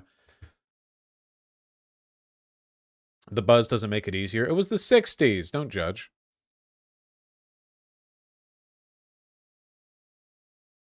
You saw the guy that admitted he pulled out his gun first towards Kyle? Maybe? I haven't really been following the trial. I don't care about it that much. Seriously, the argument isn't about the self-defense thing. It's just about whether or not it was morally permissible to go there in the first place. Icefire Terry and 2 yellow for you. Thank you for the $5 both. Conservatives have no ability to understand media. My neocon brother loves Starship Troopers but refused to believe it's about fascism. Basically, like, all loved and celebrated media is pretty progressive, and conservatives cannot... They have to lie to themselves or deny it. Have I seen Arcane yet? I have not seen Arcane yet, but people are sewing hard over it, so I guess I will. Joke Roker and Still Alive, thank you for the $5 both. Really appreciate that. Thank you, Joke Roker. Do you have any thoughts on the BIF bill passing and being decoupled from the BBB bill? Only that we live in hell. Think Manchin and Sinema will keep their pinky promise to Biden? Nope. And wouldn't be too optimistic about any of that shit. That's nopers from me, my friends. I don't know.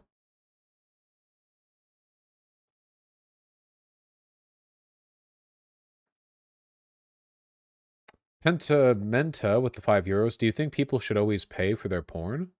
Not necessarily. The isn't most, like, pornography taking the same road as YouTube, where people just get, like, ad bucks? Like, you just upload it to, like, Pornhub or whatever, and you get ad bucks? So you have an account? Yeah, I mean, so it's like watching YouTube videos, right? Oh yeah, if you're like buying it from like an OnlyFans or whatever, yeah, like support artists, right? Booba artists or not booba artists. I imagine the CPM is not too high. Actually, it's probably higher than YouTube's, right? Porn ads are way more intrusive and omnipresent than they are on YouTube. You have ads all around the fucking thing, and you have the full pre-roll ad, and you usually can't use ad blockers because they don't work when you have ad blockers on. So I imagine that actually per click, Pornhub would pay out more than YouTube. And Pornhub gets high viewership too, like a lot. There are videos there with millions of views. Vosh, Hans is attacking your community, calling them insane, leaking DMs. He's been going about you nonstop for days. Dude, it's incredible how wise I am.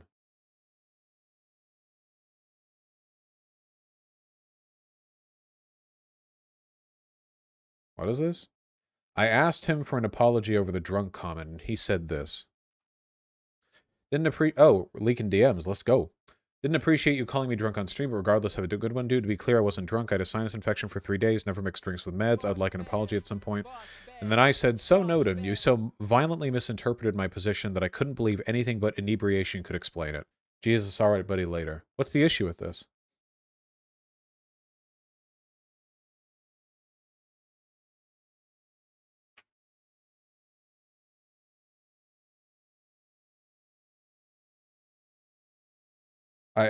Yeah, I don't know.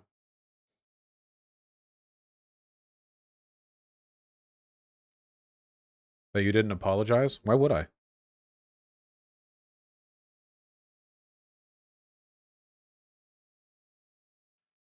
I think he thinks you're calling him an alcoholic. Well, he was like freaking out in my chat after the All Relevant conversation. I asked him if he was drunk, but that's the only thing that I said.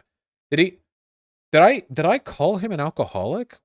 How would that have even made sense in context? Didn't I just ask, is he drunk or something like that?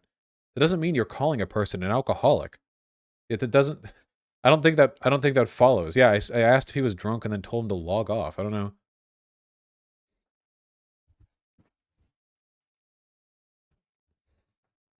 His TL for days been like this as well. Well, that's what happens. Are you drunk right now? Only on life. Drinking once means you're an alcoholic. Such a weird thing to get upset about. But the accounts I unfollowed were like that, right? Rose has still been talking.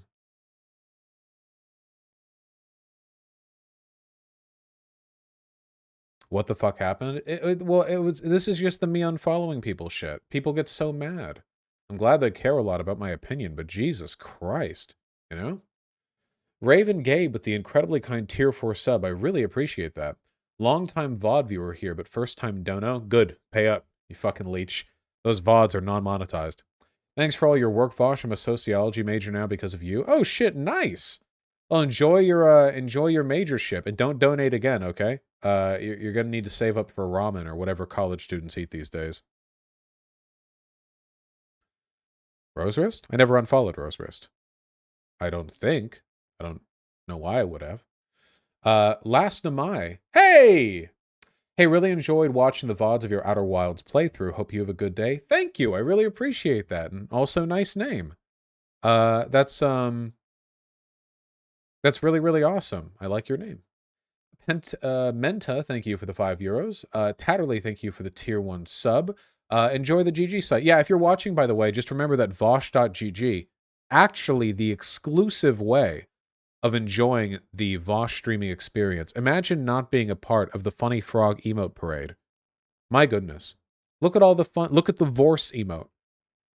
Now, that's a special one, okay? You have to be subbed for that one. But you don't have to just sub. You could also sub and give me $100. That would also give you the Vorse emote. I just don't mean to imply that you would have to just sub. You could sub and then do more than that, and give me and still have the Vorse emote. You'd give me thousands even if you wanted to. You know, you could donate $1 million. I don't know if PayPal would let that happen. I don't know if they would allow that. All right, hold on. Let me clear the linkers. Finger Trouble, thanks to $10. You donated this a little while ago. Oh, beautiful, gigantic dog friend. A warm, cuddly dog friend. Hello.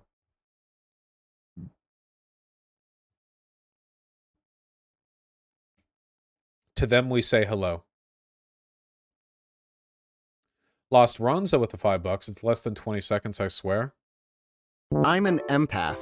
Sometimes I can tell how people are feeling simply by deciding how I think they feel in my own mind and instantly believing it. True! God, I've met so many people like that. Holy shit. Viathan with the tier 1 sub. Did you see Ben Shapiro engaging eugenics rhetoric? Oof. Guidelines could. I don't care to watch the whole clip. If both parents are neuroscientists, there's a good shot their kid's gonna have a higher IQ than someone whose both parents are on welfare. Okay, I understand how the political implications of the statement are bad, but this is objectively true. Is there something worse in the clip? Overhaul the way many school districts approach math instruction. The draft rejected the idea of naturally gifted children, recommended against shifting certain students into accelerated courses in middle school, and tried to promote high-level math courses that could serve as alternatives to calculus, like data science or statistics. Okay, so first of all, if you reject the idea of naturally gifted children, it's because you're an idiot. Some kids are gifted, period, end of story. Some kids have higher IQs than others. And shock of shocks, it turns out that there's a heavy, heavy genetic component to that. That if both parents are neuroscientists, there's a good shot that their kid is going to have a higher IQ than somebody, both of whose parents are on welfare. Okay, that is just the... Okay, chat. I understand that the way he's phrasing this does align very, heavily with eugenic language, but this is true. You guys do know there is a genetic component to IQ, right? Like, you guys do know that, like, there's a lot of IQ, like, intelligence variation within populations.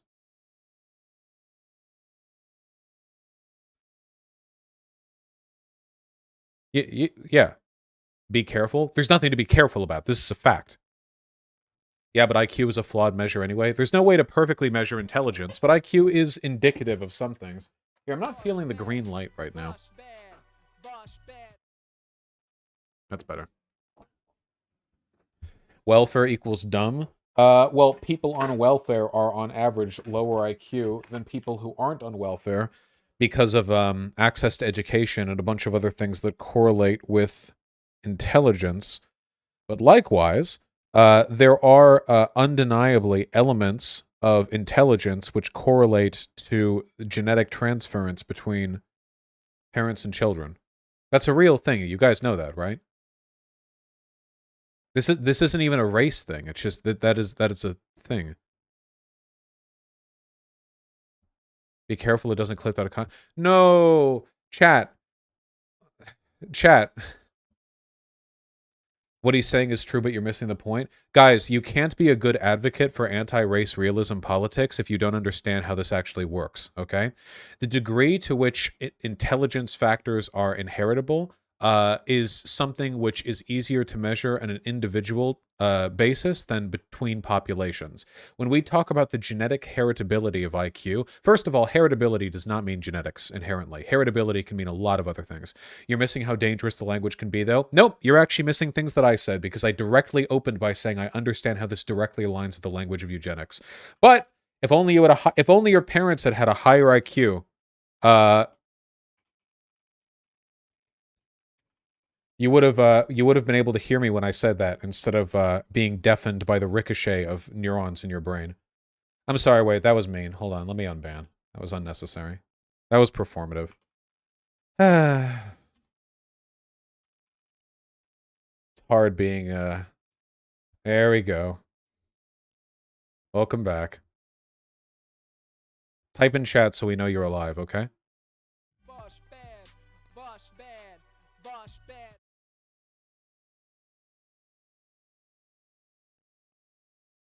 Oh, did they leave? Oh my god, they left like immediately. What the fuck? That was like 15 seconds. Holy shit.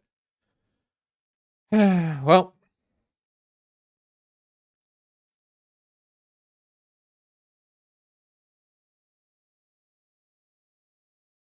Okay, so anyway, listen. Heritability is not necessarily genetic. And genetic heritability isn't necessarily genetic either, okay? Let me explain. Heritability between populations can refer to things that are culturally common. So, for example, having a shaved head is much more common. They're back now? Welcome back. We love you. Having a shaved head is much more common for young black people than it is for young white people. I guess young black men, mostly.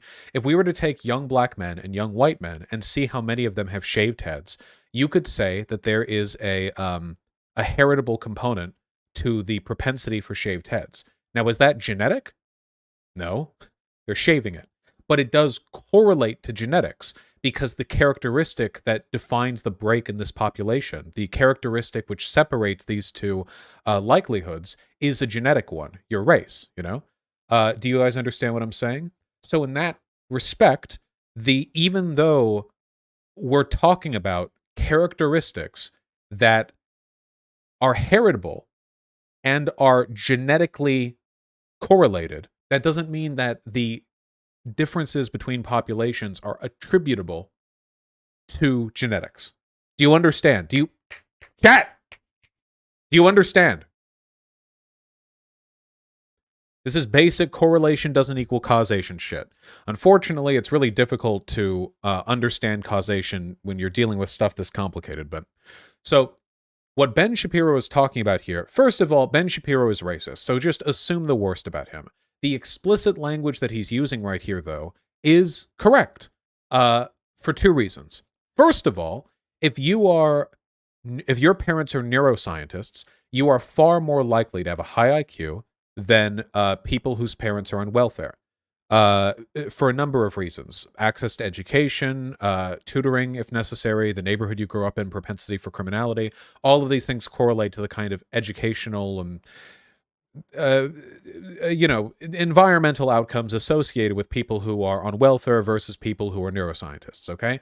But, guys, it's also genetic, okay? Not everyone can be a neuroscientist. There are significant variations within a population for intelligence. Some kids are brighter than other kids. You guys know that's true, right? It's the idea that there is no directly genetic component to intelligence is, as far as I can tell, very easily disprovable. There's absolutely some people are genetically brighter than other people. And people who are genetically brighter are more likely to become neuroscientists than they are to not and be on welfare. But is intelligence a real thing? Yes. but it's also very difficult to quantify in a perfect, measurable way. So we're talking about broad averages here, not very hyper specific. Yeah, but that's not what Ben means. He's just calling poor people dumb. People who are poor are more likely to have lower IQs than people who are wealthy.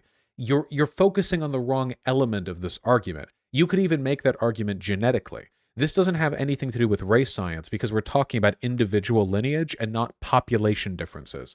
The way in which you ascribe genetic variability between populations is not the same as between individuals within a population. The math is just different. If you're talking about but IQ is an aptitude, there is absolutely, guys, do you think like Albert Einstein was just like good environment? Like there's not like there's no genetic propensity. Why wouldn't there be? There's variance within human. Yes? Oh, guys, you're doing the meme that people ascribe to leftists, where like they say that lefties think that sex isn't real. Like there's no sexual difference between men and women on average. You're doing the thing where to reject essentialism, you're ignoring like real shit. Just there are genetic propensities for intelligence. But is Einstein's kid smarter than most when raised like normal? I don't know about Einstein's kid, but we're talking about Einstein right now. There's not a 100% degree of heritability. To put it another way, guys, just because you're a very talented athlete, it doesn't mean that your kid is going to be a very talented athlete, but there are genes associated with athleticism, which are genetic. The best athletes are people who are genetically gifted. You guys know that, right? Like, you can work as hard as you want, but that doesn't guarantee you're going to take gold in the Olympics. The people who take gold in the Olympics are genetic abnormalities. They're exceptional. It's not just that they work hard or grew up in the right environment. Those two things are true also, but they also have exceptional genetics for whatever it is they can do. They're superhuman almost in that respect.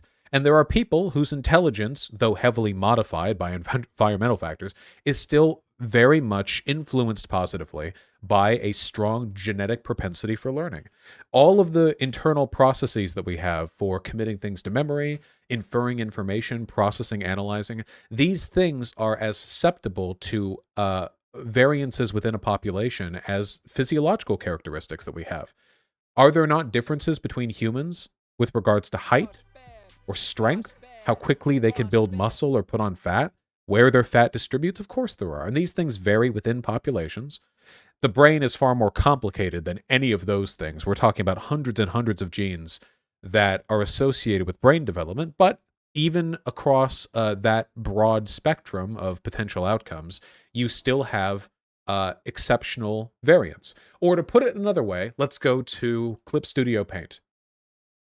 We're almost done. So the more a characteristic is associated with different genes, the more likely it is that you would fall within a reasonable spectrum. Excuse me. Vosh making reactionary arguments with shoddy justification to feed his pseudo-nuanced bullshit challenge complete. Dude, please never argue against race realism in real life, okay? If you're ever on Twitter or whatever and someone's making race realist talking points, please never argue with them because you would make us look fucking terrible, okay? So, let's talk about in-group and out-group variance, okay?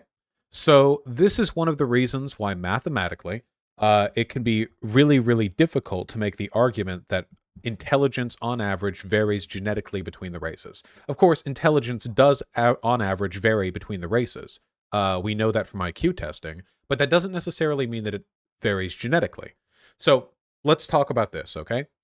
I'm going to use very, very, very rough numbers here, okay? So imagine what is a genetic characteristic that varies on average between black and white people, which is causatively genetic? Skin color. That's an easy one. That's the easiest one. Skin color. Okay? So we're going to simplify this down for a number of reasons, not the least of which is that we're going to get into like graduate level shit if we talk about it for more than a couple of minutes. But let's draw a little line, okay? So skin color is not affected by that many types of genes, okay? There's basically just like one or two or three. It's not much. And what's more, these genes are directly affected by environmental conditions, okay? So notice that the big things that differentiate racial groups are phenotypical. They're expressions of genes that are on the outside. Noses, eyes, hair distribution and type of hair, and skin color. Now, why do black people have darker skin on average than white people? It's because of where we grew up, right? Black people mostly are near the equator. You know, there are also very dark-skinned Pacific Islanders, stuff like that. Central Americans, they had more sun to deal with. So darker skin helps them not die of cancer. Great. That makes sense, you know? Stuff like noses and eyes and hair distribution can also correlate to different environmental challenges. For example, having sand constantly blown in your eyes, having light reflect off of water, sand, snow, or rainfall. These are all physical things that might enhance the survivability of people who have higher melanin or who have different nose shapes, that kind of stuff, okay? So all of these characteristics are associated with just a few genes, and they're directly exposed to environmental stimuli, right? And even with all of that, it still takes tens of thousands, hundreds of thousands of years for very distinct genetic expressions between populations. Are you following so far? Good. Okay. So they are directly exposed to the world, and we're talking about just a few genes. So for that reason, it's very easy for populations of people to vary causatively and genetically depending on these characteristics. Now, what about our brains? The effectiveness of our brains is determined by hundreds and hundreds and hundreds of genes, and they're locked up in our skull. You understand? The sun doesn't reach our brain. The wind doesn't reach our brain. The heat, ideally, does not reach our brain. If they start reaching your brain, something's wrong, okay?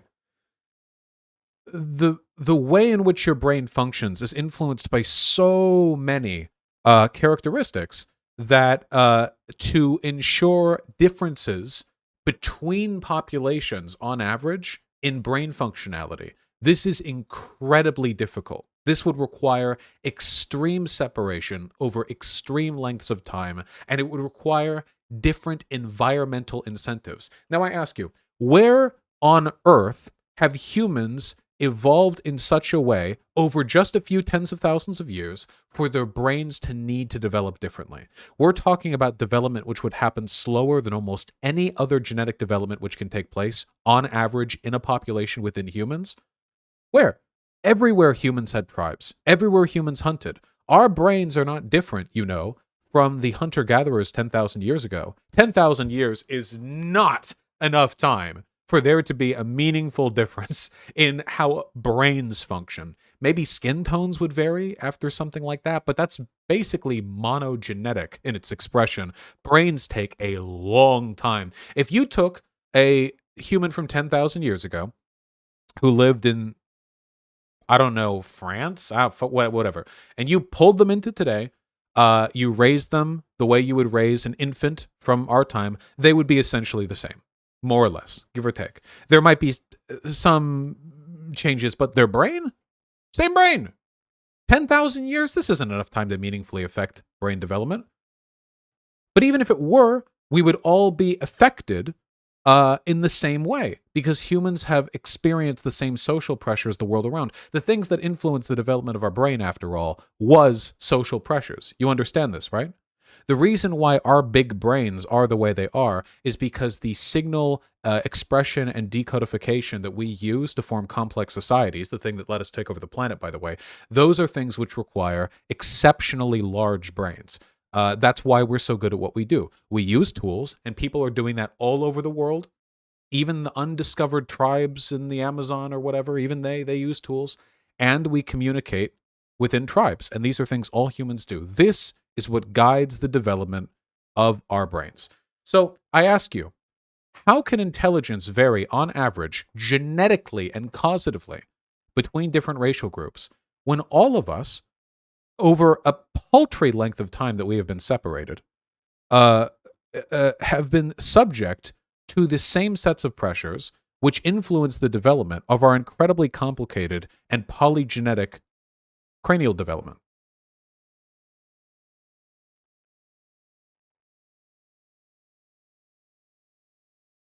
It's possible maybe we're talking about a marginal difference, something that could be expressed by a single IQ point, maybe?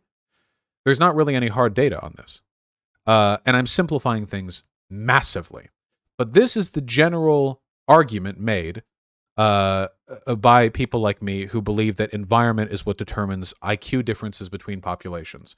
Now, notice that everything I talked about describes differences between populations, which means that we're talking averages.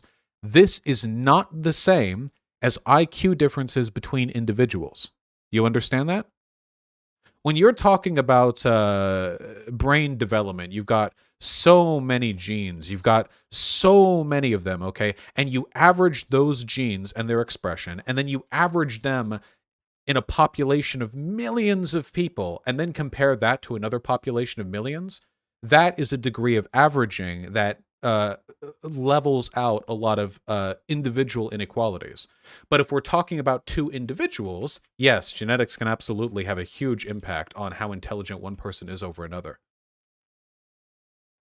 The most obvious ways in which these differences express themselves are through conditions that lessen one's intelligence, like Down syndrome or whatever. But similar effects can take place with the opposite effect. People can just be exceptionally good at doing this, that, or the other. But that's an individual thing. Why are we talking about this? You're right. Let's move on. Bad reads of studies on IQ. Does anyone... Wait, hold on. Vosh Context Defense Team, we got our work cut out for this one. You guys realize that was an argument against race realism, right? Wait, was there a point to me talking about any of this?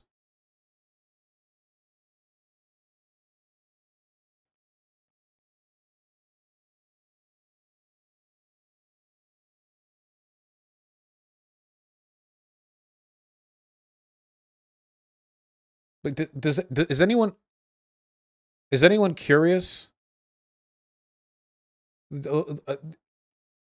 Is anyone here? Do you don't understand? Is there something I need to repeat? Is there like a problem or a question that you have? I don't understand.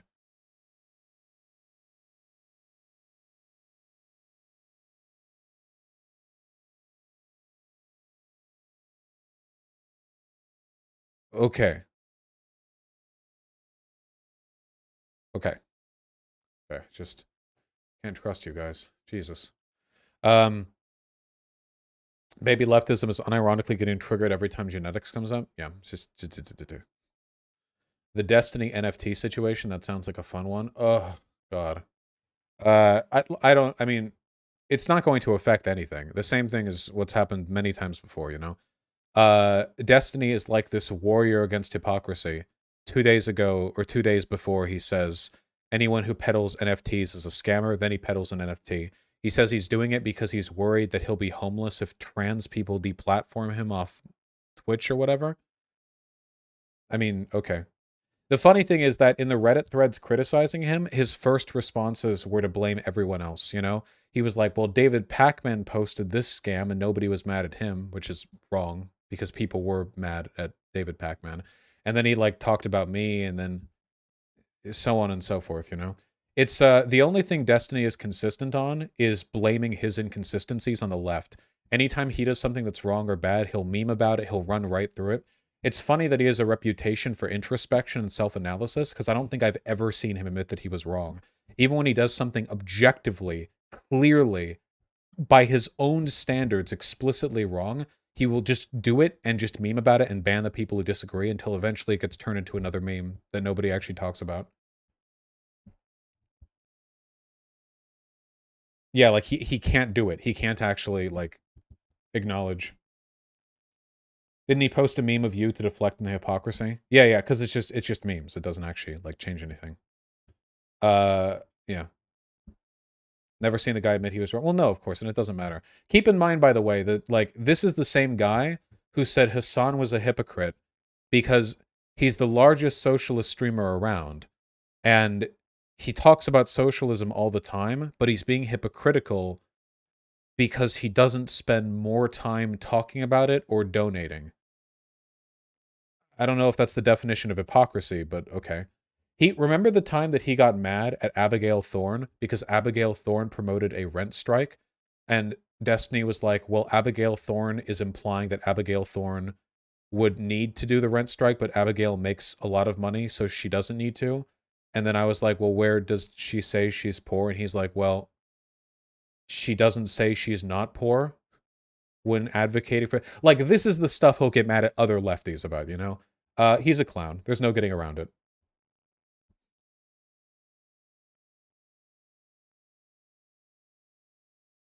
Yu Yu Hakusho is getting a live-action remake. Ah, good. The only one I'd want. Was he always like this? No. Destiny was not like this a few years ago.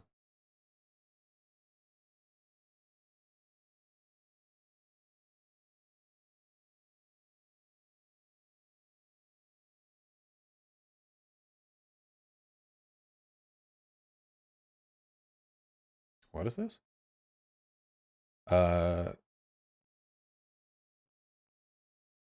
Oh, it's a Reddit thread.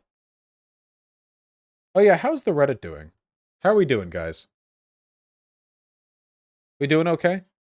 Feel like the Reddit's been better recently. Fun fact about Squid Game, the term capitalist wasn't mentioned even once. True?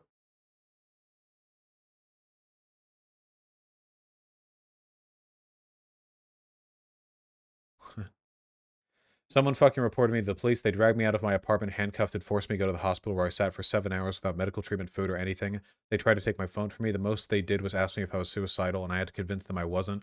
The experience made me feel so much worse and more embarrassed since my neighbors saw I won't be able to leave the house for a month now, FML. I'll never respond why police the ones who respond to suicide calls. Surely there's someone better to go to, someone with, I don't know, actual training and education on mental health. I don't know what this person thinks they're talking about, but if they're implying social workers, then they have no idea the terror, the fear that seeing somebody with a worker badge and a polo shirt at your door would inspire. The sheer terror. Completely not unhinged VGG subreddit accusing me of alcoholism and steroids, normal community. This is one comment, and it's been 12 minutes, and it already has one downvote. Another one calling me a crackhead. I don't... This one has one upvote? From 52 minutes? If you make a claim against a community, you should probably use the upvoted comments, not the ones with one karma. There will always be assholes in every community, and it's very easy to cherry pick them. Both these comments are positively upvoted. It's indicative. What?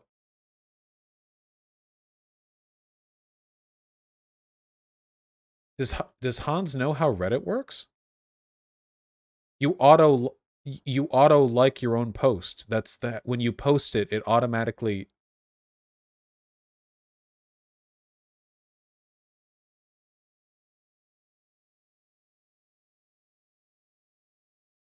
They're downvote. What? I don't know. God damn it.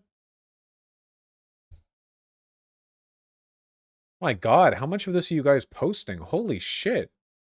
Did Hans have a Joker moment on Twitter?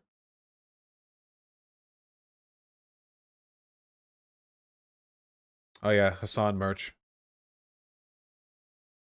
I saw that. The Kevin Castley thing.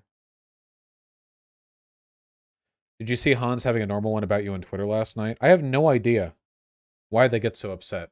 Why they get so upset, Spaghetti. I have no idea. It's a fucking bizarre thing to me. Okay, hold on. We'll talk about the Gassar shit.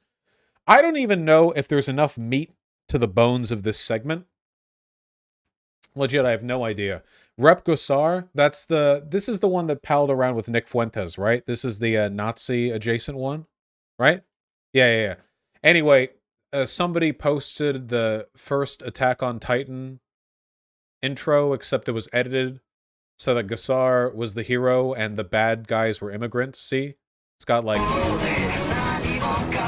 See, it's the... See, they're bad.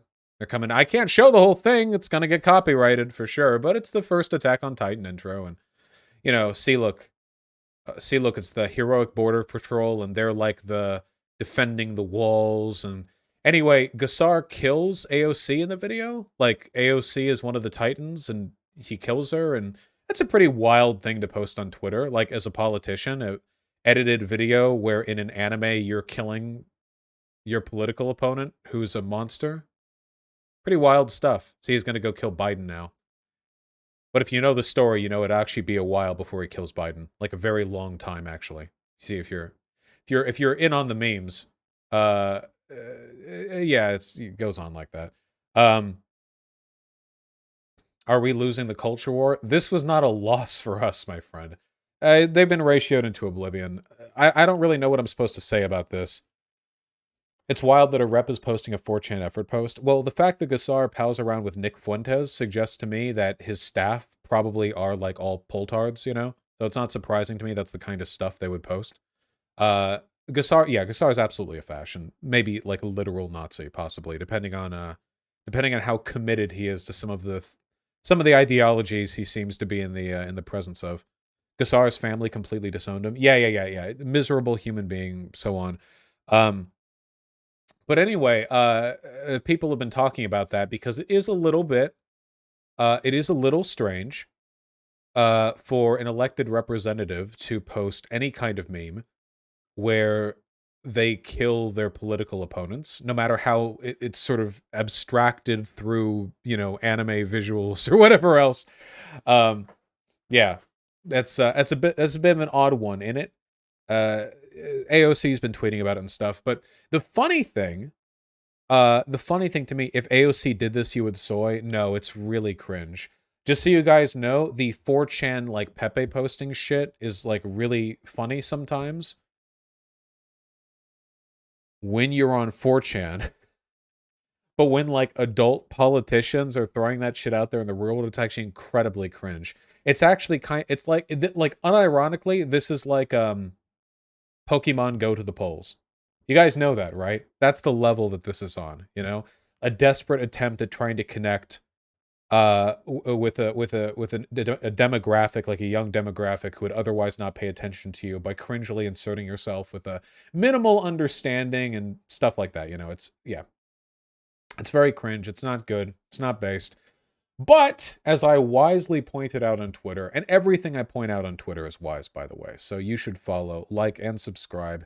And, you know, honestly, you should give me money on Twitter. I think there's a way to do that. No, wait, you have to sign up for that. You have to, like, you have to make yourself, like, a special account that people can tip, I think. Yeah, sad. Well, either way. As I wisely pointed out on Twitter, yeah, this got nuked by Twitter. The tweet violated the Twitter rules about hateful conduct. However, Twitter has determined that it may be in the public's interest for the tweet to remain accessible.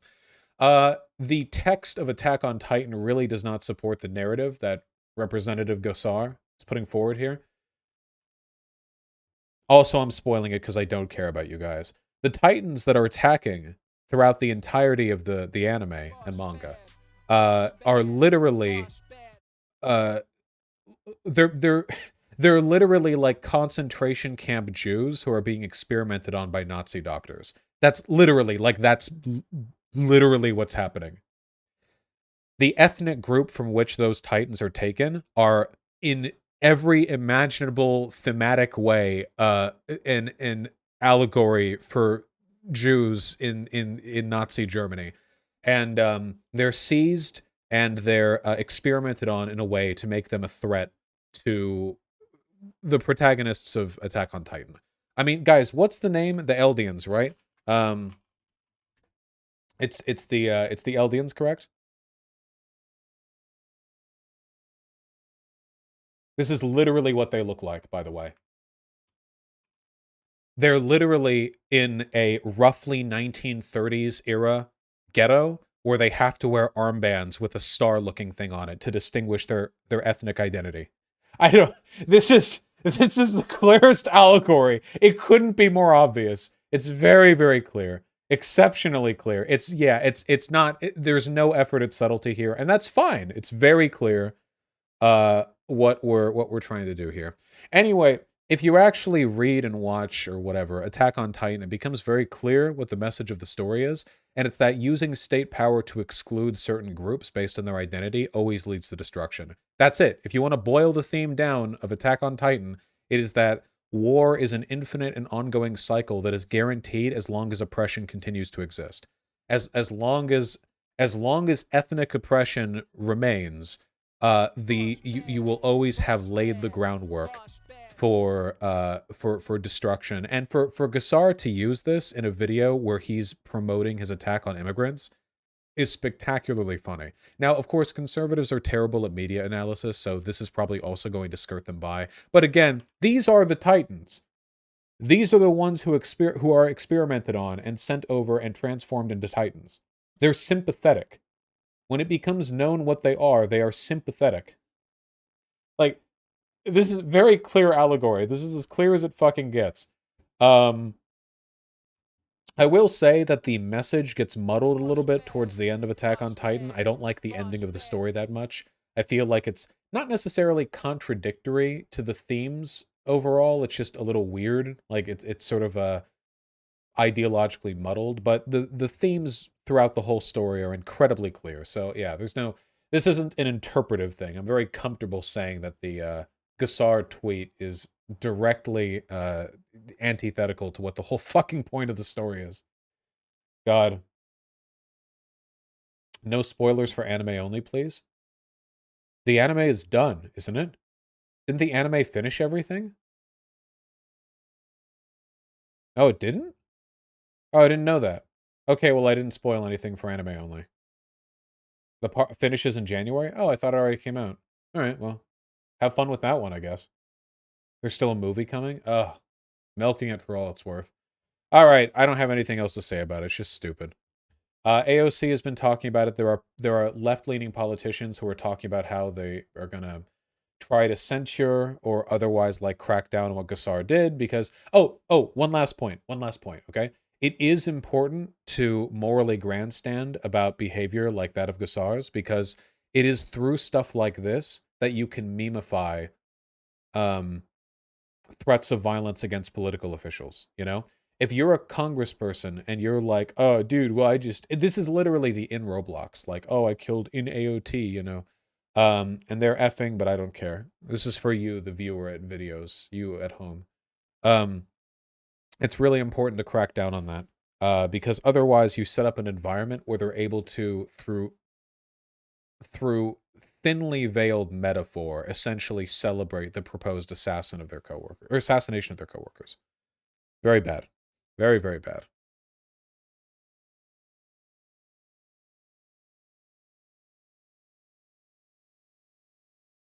You missed the end of the segment, dipshits. Fuck you.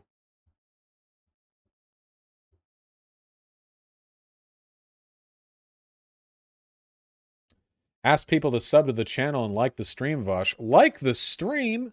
You think they'd do that? You really think the people watching from YouTube would be willing to like the stream if I asked them? Do you think we can get 2.5K likes, guys? I don't know, Tempest. I don't know if they're going to be able to. The like counter has stalled at 1488 on my end, so they might be, you know, they might be racist. They might have done that deliberately. No, it's ticking up too slowly. They'll never be able to do it. They don't care enough. They don't care about the channel. They certainly wouldn't sub and ring the bell if I asked them to. They wouldn't. No. They don't care that much. It's sad. The death of the channel, folks. This is the demise of the civic culture that we facilitated. It's all over. It's all over. I love you guys. All right, read donos. Bowsano and the Larf, thank you for the $5 both. Really appreciate that. Mikko Schellenberger, Grifty Construction be entertaining. I don't know if I've heard about them. I can give them a look. Sake with very kind $10. I thought the four most important qualities in humanity were strength, dexterity, vitality, and energy. You're wrong. Nobody puts points into energy, Sake Tanuki. Eastern Mapper, thanks for the 10 Ron. Vosh made an argument against welfare. I hope you don't actually believe that. Darth Failure 89, and thank you for the $5. Thank you for the kind words. Happy to give you hope. Well, yeah, with the $20. Marx, Kropotkin, or Jesus? You mean fuck, marry, kill? Probably fuck Jesus, because I think of him as being like in his 30s. Marx or Kropotkin, I think of being old. I'd probably... Oh, fuck. Then I have to kill either Marx or Kropotkin. No, hold on. Okay. We would fuck Marx, because he had a full head of hair. We would marry Kropotkin, and we would kill Jesus, because Jesus has to die to absolve humanity of their original sin anyway. He died. He came back.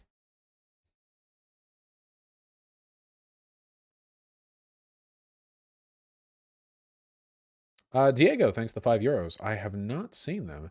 Rippy with the $5. Watch this on stream. It's good content, IMO. I got attacked by a U.S. congressional candidate. I think this is in my watch later. I'll give it a look sometime. Sake with the $10. Travis Scott drama in a nutshell. Travis Scott... What? That's right!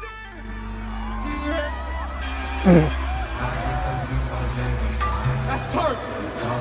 Wait, is that where that sound... Is that where the poop sock noise comes from? The yeah... Is that where that comes from?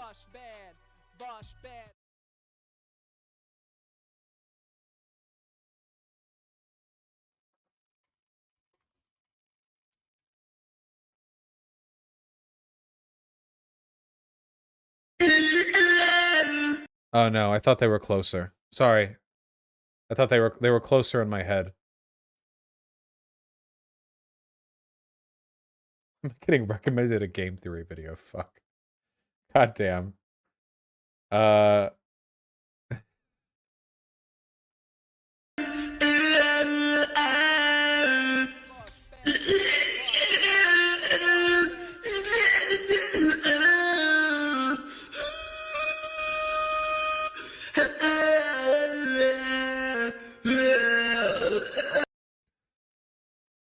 Thanks. Thank you. Fairdove's the $5. Stumbled into Azan on La Brea recently. He is massive. Oh, shit. An IRL... And you didn't black bag him and make me the biggest lefty streamer? You call yourself a fan? Hey, your cut's looking fresh, by the way. You get that just a few days ago? Looking good. Yes, he is huge. I literally know where you are right now. Huge son, true.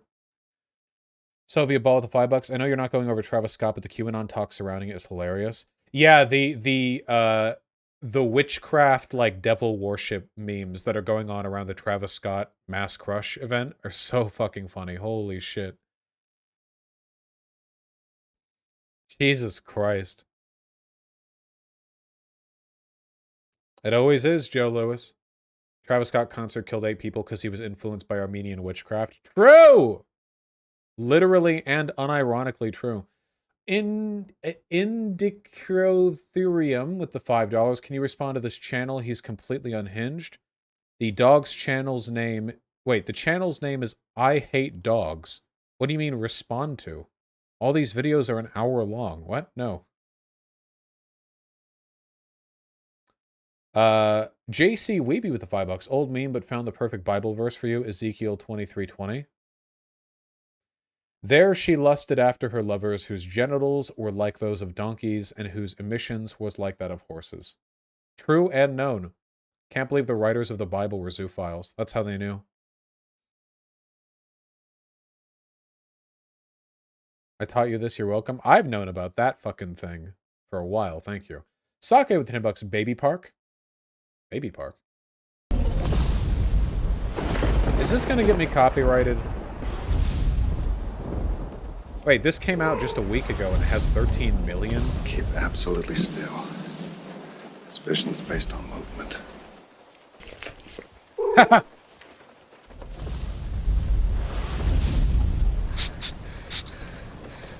This is so good. What the fuck?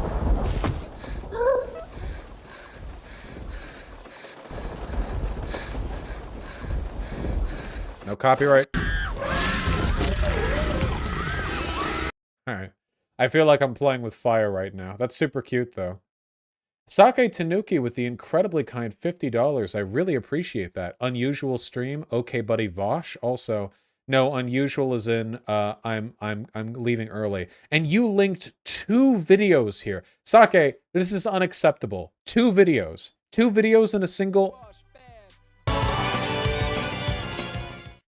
Die, monster! You don't belong in this world! My day be so fine. Then boom! Belmont. Why the fuck do I watch the shit that you send? This is a YouTube poop. What?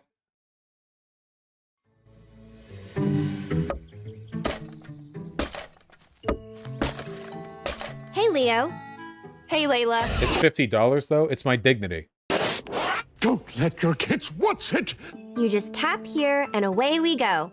But let me get the settings right before you do that. Ronald Reagan, here I come. Oh no! Wow, is this what West Berlin looks like? Maybe I'll really get to meet Ronald Reagan. I am your new god, Penis Prager. Wow, you're really President Reagan. Nice to meet you. I'm Leo, and I came here from the future. What are you doing here? I want to destroy socialism and the welfare state, douse them with gasoline, and set them on fire. Oh, man. All this talk about communists is making me hungry. Sorry, you don't live on. Children who die don't live on. I guess you're right, but can we have a snack first? I brought jelly beans. Why would a person be grateful for receiving an entitlement? Hey, Mr. Reagan, can I ask you some questions? Shut up. Why did they build the Berlin Wall in Germany? Because it is not France. What's the INF? It stands for incest, N-word, feces. You are amazing, Mr. Reagan. You saved everyone's life. It is not France. What's the INF? It stands for incest, N-word, feces. You are amazing, Mr. Reagan. You saved everyone's lives and made them better at the same time. I'm a very appealing man. Execute powerful, unimaginable terror. Yeah, freedom for everyone. There you are, Leo. I've been looking for you everywhere. I'm immortal. Working toilet.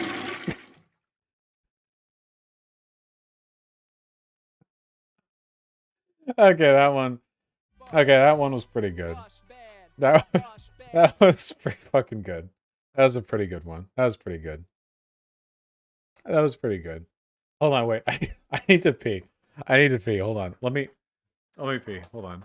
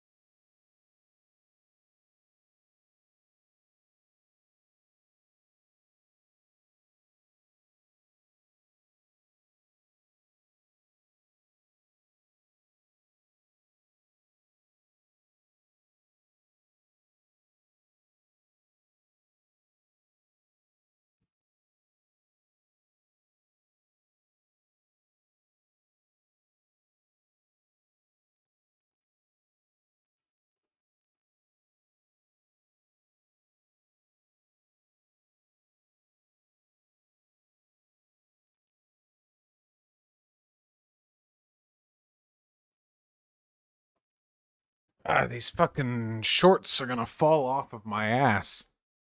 I need to go buy tighter shorts. Hold on. Comrade Robin Hood and Kiowa, thank you for the $5 both. No, I'm not familiar, Kiowa. Kiowa. Gotcha, Comrade Robin Hood. Wild and out there. Aiden M, thanks the very kind $10. Happy to provide that content and keep you entertained. Your mom with the tier 4 sub. Thank you. Tier 4 sub.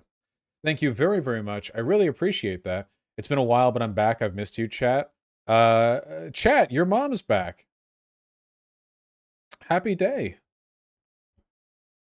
Bob Jason with the $5. How can colorblindness be racist when races don't exist? Race is just another term to separate humans based on their appearance or their location. Races exist in the sense that they're sociological categories that we distinguish people by. They're not a meaningful biological distinction, though. Like, you can't say something doesn't exist just because it's a category. Like, category types are all arbitrary, but we still distinguish between them. Important to know them, too, sometimes. Not me with the $5. Jason Jinkle debating Andrea Rovebsky tomorrow. Nice. I'd be happy to cover some Jinkle memes now and again. Did you see my donut yet? Was the link from the hotel stream? It was this. Yeah, no, I think I saw this. Yeah, the Atten Shea cosplaying. And I was completely correct, wasn't I? It was just like him with a fucking beard. But he doesn't even have a beard. Oh, wait, here we go. What's up? Tornado warnings? No. Yeah, we're getting some weird weather. Cool.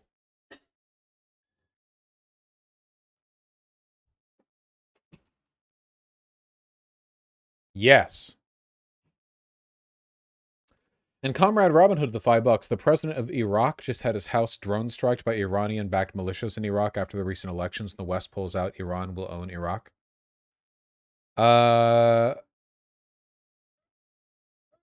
Cool. Shit.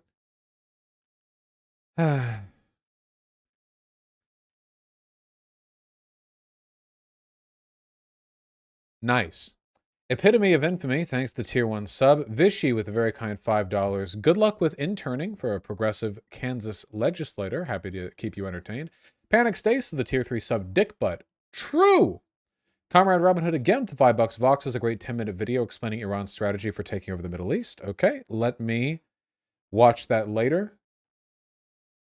Thank you kindly. Palm Tree Nirvana 007 with the very kind $15.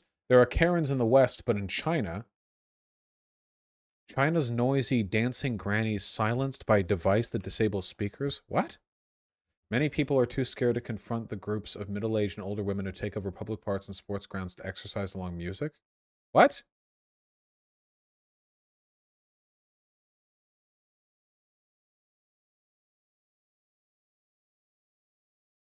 So they blare music really loud, and somebody has a remote stun gun style device that can disable a speaker from 50 meters away?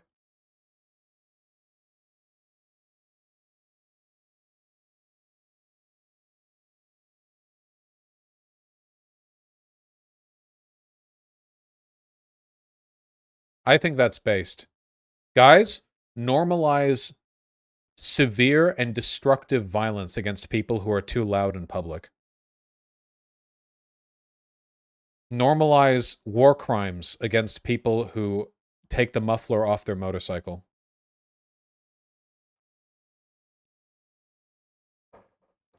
Yes, normalize personal EMP devices. Very true.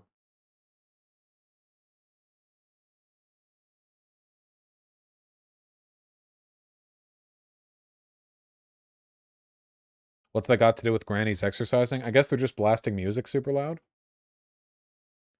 Do with the $3. Have you seen Gazi Kodso post saying he supports QAnon? Not surprising. Trumpers are better than all other white folks. Malcolm X said it. Did he? Martin Luther King Jr. said it. Did he? Marcus Garvey said it. He probably would have. And Ghazi been saying it. The liberals and leftists have always been our greatest enemy. Did Malcolm X say leftists have always been our greatest enemy? Is that a thing that Malcolm X or Martin Luther King Jr. said? Is that a thing they said?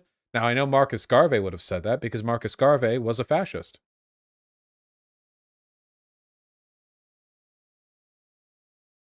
Pro January 6.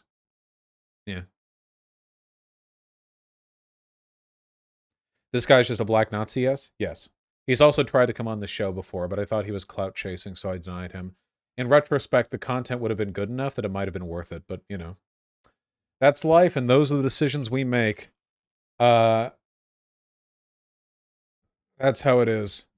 All right, folks. Unfortunately, I can feel my headache coming back. I love you all very much. I'm going to be streaming early tomorrow, too. at this time, at 11, we'll have quite a bit more to talk about. We're just we're dipping our toe back in, okay? Like I said, my flight was very, very traumatic for me, okay? I'm just recovering, as a person, vibing, I'm in my zone. I love you all very much. Please take care of yourselves. Make sure to like the stream and go subscribe to my hundreds of YouTube channels. Excuse me, thousands even. Who are we rating? Let's see. Excuse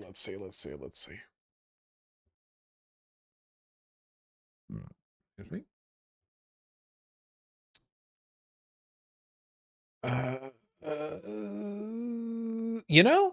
Let's raid Jeff Waldorf.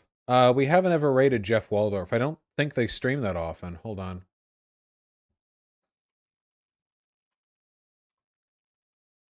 I had a good conversation with him a while ago. So go over there, be nice, don't embarrass me, say hi, give him a little kiss on the cheek, you know how it is.